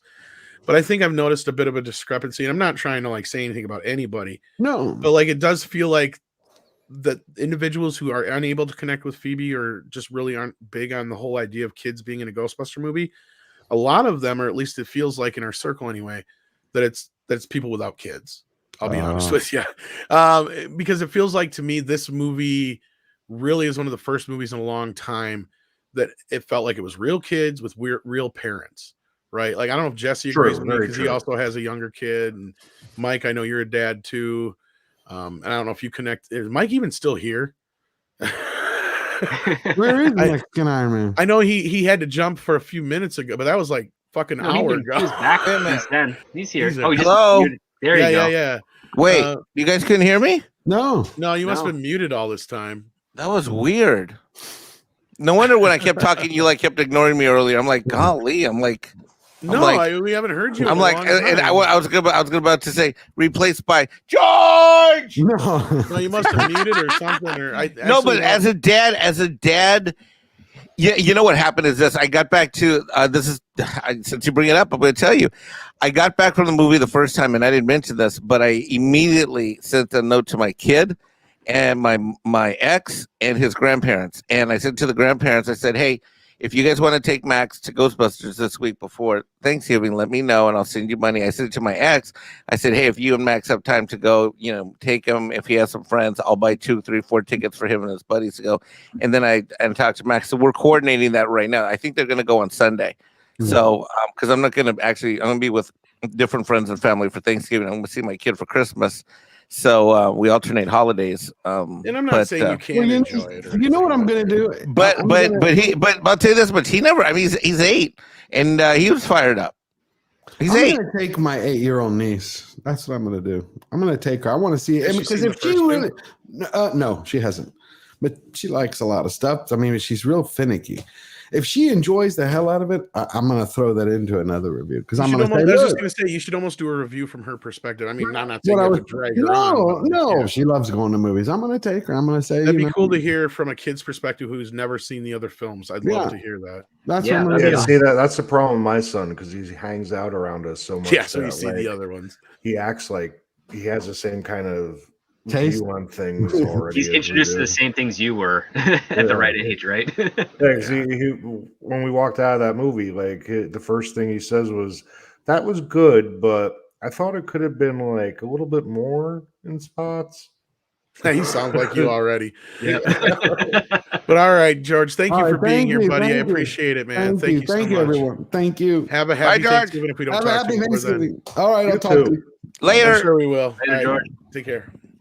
Later. I like those stands he has behind. So since we're like near like this latter part, I think we're gonna bring in this other article because this is a weird one. So guys, this has spoilers in it. So if anybody who has not seen the film does not want any spoilers, don't listen to this next article. Check back later, whatever. We understand if you got to check out whatever. Now, Jesse, you were asking me questions about the toys the other day, and I'm trying to remember. Did they even have a Phoebe figure yet? No, they did not. That was what I thought. I should have bought those other 3 today. God damn it! Why did it come out already? Because I gotta get. Well, hello, Culture. You're late. Hey, Culture. I'm sorry. I was hanging out with our favorite puppet. So. Oh, cool. Yeah. So, but I wanted to come over here and say, since George was here and I just missed him, I was going to try to defend one of the best films of the year, and he's gone. So. You mean I've been replaced? No. You're fine. Oh, okay. Just thought I'd check. No. Okay. So, well, you're not a regular on my channel, Kermie. That's true. Well, you're just in time for this story. So God damn it, Jesse. I wish I'd have grabbed those other ones because yes, we know about the Phoebe figure now, but Gizmodo used this as a weird reason to write a fucked up article. Great timing. So again, this is the last time I'm going to say there is spoilers in this article. Put the banner up. Come on. I don't need a fucking banner at this point. Oh no, Ghostbusters Afterlife. You didn't. Phrasing. Wow. They're trying to pull one of these. Wow. Here. Wow. Well, you'll see what this is all about. I'm kind of like, I don't know about this one. This is kind of stretching, but we'll see here. I want to get everybody's opinion on this. But I got to do the old phrasing bit because that's what they're doing. Phrasing. I can't find my phrasing guy. I don't know. I can't find it here. I think I don't have it in this one. It's on the main one. Okay. Anyway, phrasing. Action figure 2-pack. Think about the phrasing. Ghostbusters Afterlife premiered last Friday, raking in more than 44 million over its first weekend. Far more than critics and its studio Sony had predicted. That doesn't mean the movie's better than the critics are saying. They had to throw that in there. Of course. Yeah, but the audience is loving the movie, so eat a bag of dicks. But that's not why I brought you here today. Even though, why did you even fucking mention this, Rob Bricken? of Gizmodo, we need to talk about a certain set of toys, and most especially their packaging. This action figure 2-pack contains big spoiler for the end of Ghostbusters Afterlife. So be warned, you're worried about being spoiled. However, these toys are already in stores, so either stay out of Target or see the movie ASAP. So this is telling me I have to go to Target. Thanks for that bit of information there, Gizmodo. So here you go, kids. Here's your answer why you haven't got a Phoebe figure yet, Jesse. You're getting it with an Egon figure. Oh. Can you zoom that any? I can try. Hang on. Oh. Does that See, make it because bigger? they had it blurred No, it out doesn't make it before, bigger. and I thought they were going to Okay. put it with Gozer. All No, right. I thought so too at first, but no, it is Ghost of Egon. That's pretty badass. Okay, now the problem they have with this is the little thing on the front there that says that the family that busts together. Oh. Okay, now I normally wouldn't have a problem with this, but these are the same kind of fucking people who would stick up for shit like cuties, right? So, like, I'm kind of stretching to Yeah, go like along no with one, their no one argument. said. You know what? That means something else too. Well, it's kind of a joke. It's always been kind of a joke. Well, it's a Right. joke from the song too. So Exactly. And they bring that up here. So anyway, the family that busts together. If you haven't watched the movie and just didn't care about being spoiled, the figure of Phoebe McKenna Grace is indeed packaged next to the ghost of her grandfather, Egon, the late Harold Ramis recreated in CG, who arrives in the end of the film and gives his undeceased fellow Ghostbusters a hand. Actually, he's there through the whole fucking movie, you dumb idiot. You can probably guess who. This raises all sorts of disturbing questions about the eschatology. Am I saying that word? That's a Big I haven't word. had to say that word in a long time. Episcopalian. Eschatology. Of the Ghostbusters universe, but the infinitely more disturbing idea that is the suggestion that the Spengler family busts together, because the verb bust has many meanings, and the first one on the Urban Dictionary is exceedingly inappropriate for a father-granddaughter duo. Yeah, but the Urban Dictionary is not real, so Exactly, and it's a play on words. Give me a break. Clearly, Toymaker Hasbro means the family that ghost busts together. Well, duh. That you don't need to have your mind wedged firmly in the gutter to be taken aback after reading the line. No, nobody paid attention to that till you brought it up. Certainly someone in massive line, because you're the fucking pervert, Rob. Someone in the massive line of people who were needed to get this box of toys on store shelves would have mentioned, you think a bust also means orgasm, right? No, because most people don't think like you. There are people who the copy for the packaging and the designs who had incorporated the text into the packaging and marketing, who had to look at both copy, I say this a lot about your articles, though, too, Gizmodo. It's a lot of people, and you're telling no one thought this might be misinterpreted badly, given that half the porn on the internet seems to be about incest scenarios nowadays. Oh, see, here you go. Even exactly. We know more about this person. That's my point. Than I'm comfortable about. Again, I'm not going to say that there couldn't be a slight argument to be made about the whole little fucking bust and makes me feel good bit. But you have to be in this kind of a mindset to go there in the first place. Don't you think? I mean, am I wrong here? You do, because that's not what you see. Projecting, yeah. Yeah. Astral projection. I'm uncomfortable with where this person lives. I mean, or where their brain, where You're they're like close to a school zone. You know what? Yeah. Hollywood is full of shit. They're full of weird. They're a bunch of weirdo, wacko bullshitters, and they need to. They literally need to be. They need to be canceled anyways. Yeah, and remember, these are the same people who are sticking up for the so-called victims. Why can't I find this to buy it? Of Mr. Rittenhouse. I don't know, dude. That's what I'm thinking. I want this fucker. Now I'm going to go out and buy the rest of those other figures. Oh, man. So I can have the Also full for collection. the low price of where is it? $27.99. You could buy a Diamond Comic Distributors Ghostbusters Select Series 4 Slimed Peter. Nice. Yeah. Oh, so like from the first movie. You know what? Yeah. That was more perverted than anything that was on that box. Slimed Peter. Yeah, Slimed Peter. And it's also a 7-inch Slimed Peter. 7-inch Slimed Peter. Actually, if you read it all, it says Slimed Peter 7-inch action. Hey, now. Hey, by the way, Mexican Iron Man, you look quite handsome. Why, thank you, Culture Casino. I would like to thank the international fashion house known as Culture Casino Internacional for my new garb here. I am modeling the what I'm going to call the Mexa Ecto 1 suit here, designed and constructed by Culture Casino Internacional. Word! Supermodel. Word! Louis Vuitton, watch out. Brought to you Mexican by Ghostbusters Chicken Meat. Supermodel. Word! Yeah, dude, I have to tell you, Mexican Iron Man, it looks amazing as a Ghostbuster. Well, you make me look so. You look this way. And unbelievably, it's very good for rabbit chicken farming. Very comfortable. Oh, I bet. Yeah. If you don't look good, we don't look good.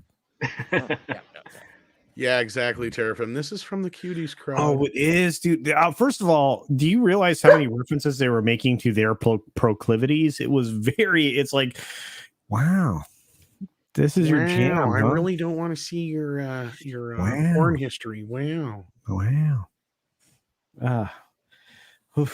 You know what? See, Jesse- personally, I don't think that porn should have a storyline because No, back in the day, it didn't. that's called Gonzo, by the way. It's not why I'm here. Have you noticed that your beard's quite long now, Jesse? Dude, it got too long to shave, and now I have to like cut it off. You're gonna need like You need like extra long trimmers. Yeah. I know it's like. Sadie is So telling am me I. it's time to end the show. Hi, Sadie. Is that a neck beard? Because I don't shave anything. Yes, that's a neck beard. Welcome to being a neck. The thing is, it also covers most of your face too, so it's a little bit of both. It's a sand. Are you gonna be the Sandy Claus? Yeah, I'm gonna just dress up like Bad Santa and go around. You are. Okay. I should do that honestly You should. because I already could. have a job. You pretty much have the same job, yeah. Although I can't fucking do my job during that time and do a Bad Santa gig because it would just cross. Yeah. I don't get any time. Santa Jesse, baby. Why don't you come and sit in my lap? Like a true neck beard is where you have nothing on the cheeks or the Oh, chin. wow. Here's where you no. split the difference, Jesse. Since the hours don't work out, you're just you go be a Santa in a strip club. Wow, Super Blubberpuss took Do you my. realize how many terminology. lap dances for free you're going to get as Santa in a strip club? Yeah, basically just like tip for a bowl full of jelly. That's what you say. They'll pull your ass up on stage and shit. Yeah, I don't know, man. I tried a strip club with like a year ago at this. Not point. with a Santa outfit. And they had on like a salad bar, like a shower curtain between the stage and like the people, and there was like a little space under. Yeah, it was fucking terrible. They had like a little space under to like throw $1, and everybody just looked really. You might as well That just is watch. so ridiculous. It was. It was like there's a sneeze guard on Like a hookers nudie now. booth. Not necessarily hookers, just half. Wow. Half a hooker. Wow. Half of the professional, very legitimate. We walked into that one, Jesse. All right, let's wrap this up, kids. I just got here. I know you just got here, but Sadie says it's time to go out. Bambino's been scratching at the door for an Yeah, hour. we've been going for almost 3 hours, my man. But Isn't Nick Weiser starting soon anyway? Yeah, and I blame the puppet. I blame the puppet. It's already 10 o'clock here, kids. Oh no. Can you believe that shit? It's 11 where I am, and I'm if I didn't have Motu to put me to sleep, I'd be really tired right now. I gotta go watch Motu, or I'm gonna play Yeah, Call of Duty, yeah. or I'm gonna play Halo. All right, good night, everybody.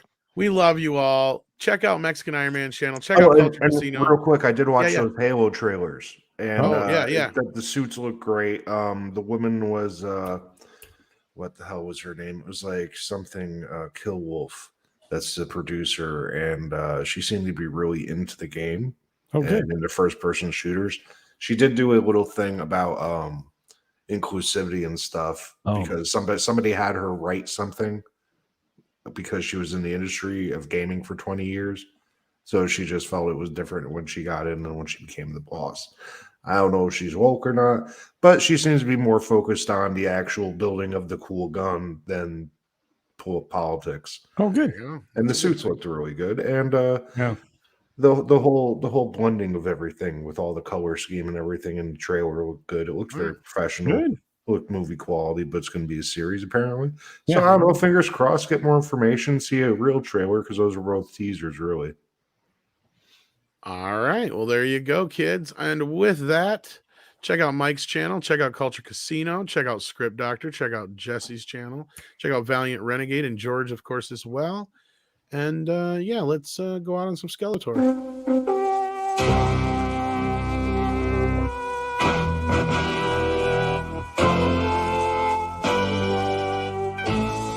Oh, He-Man.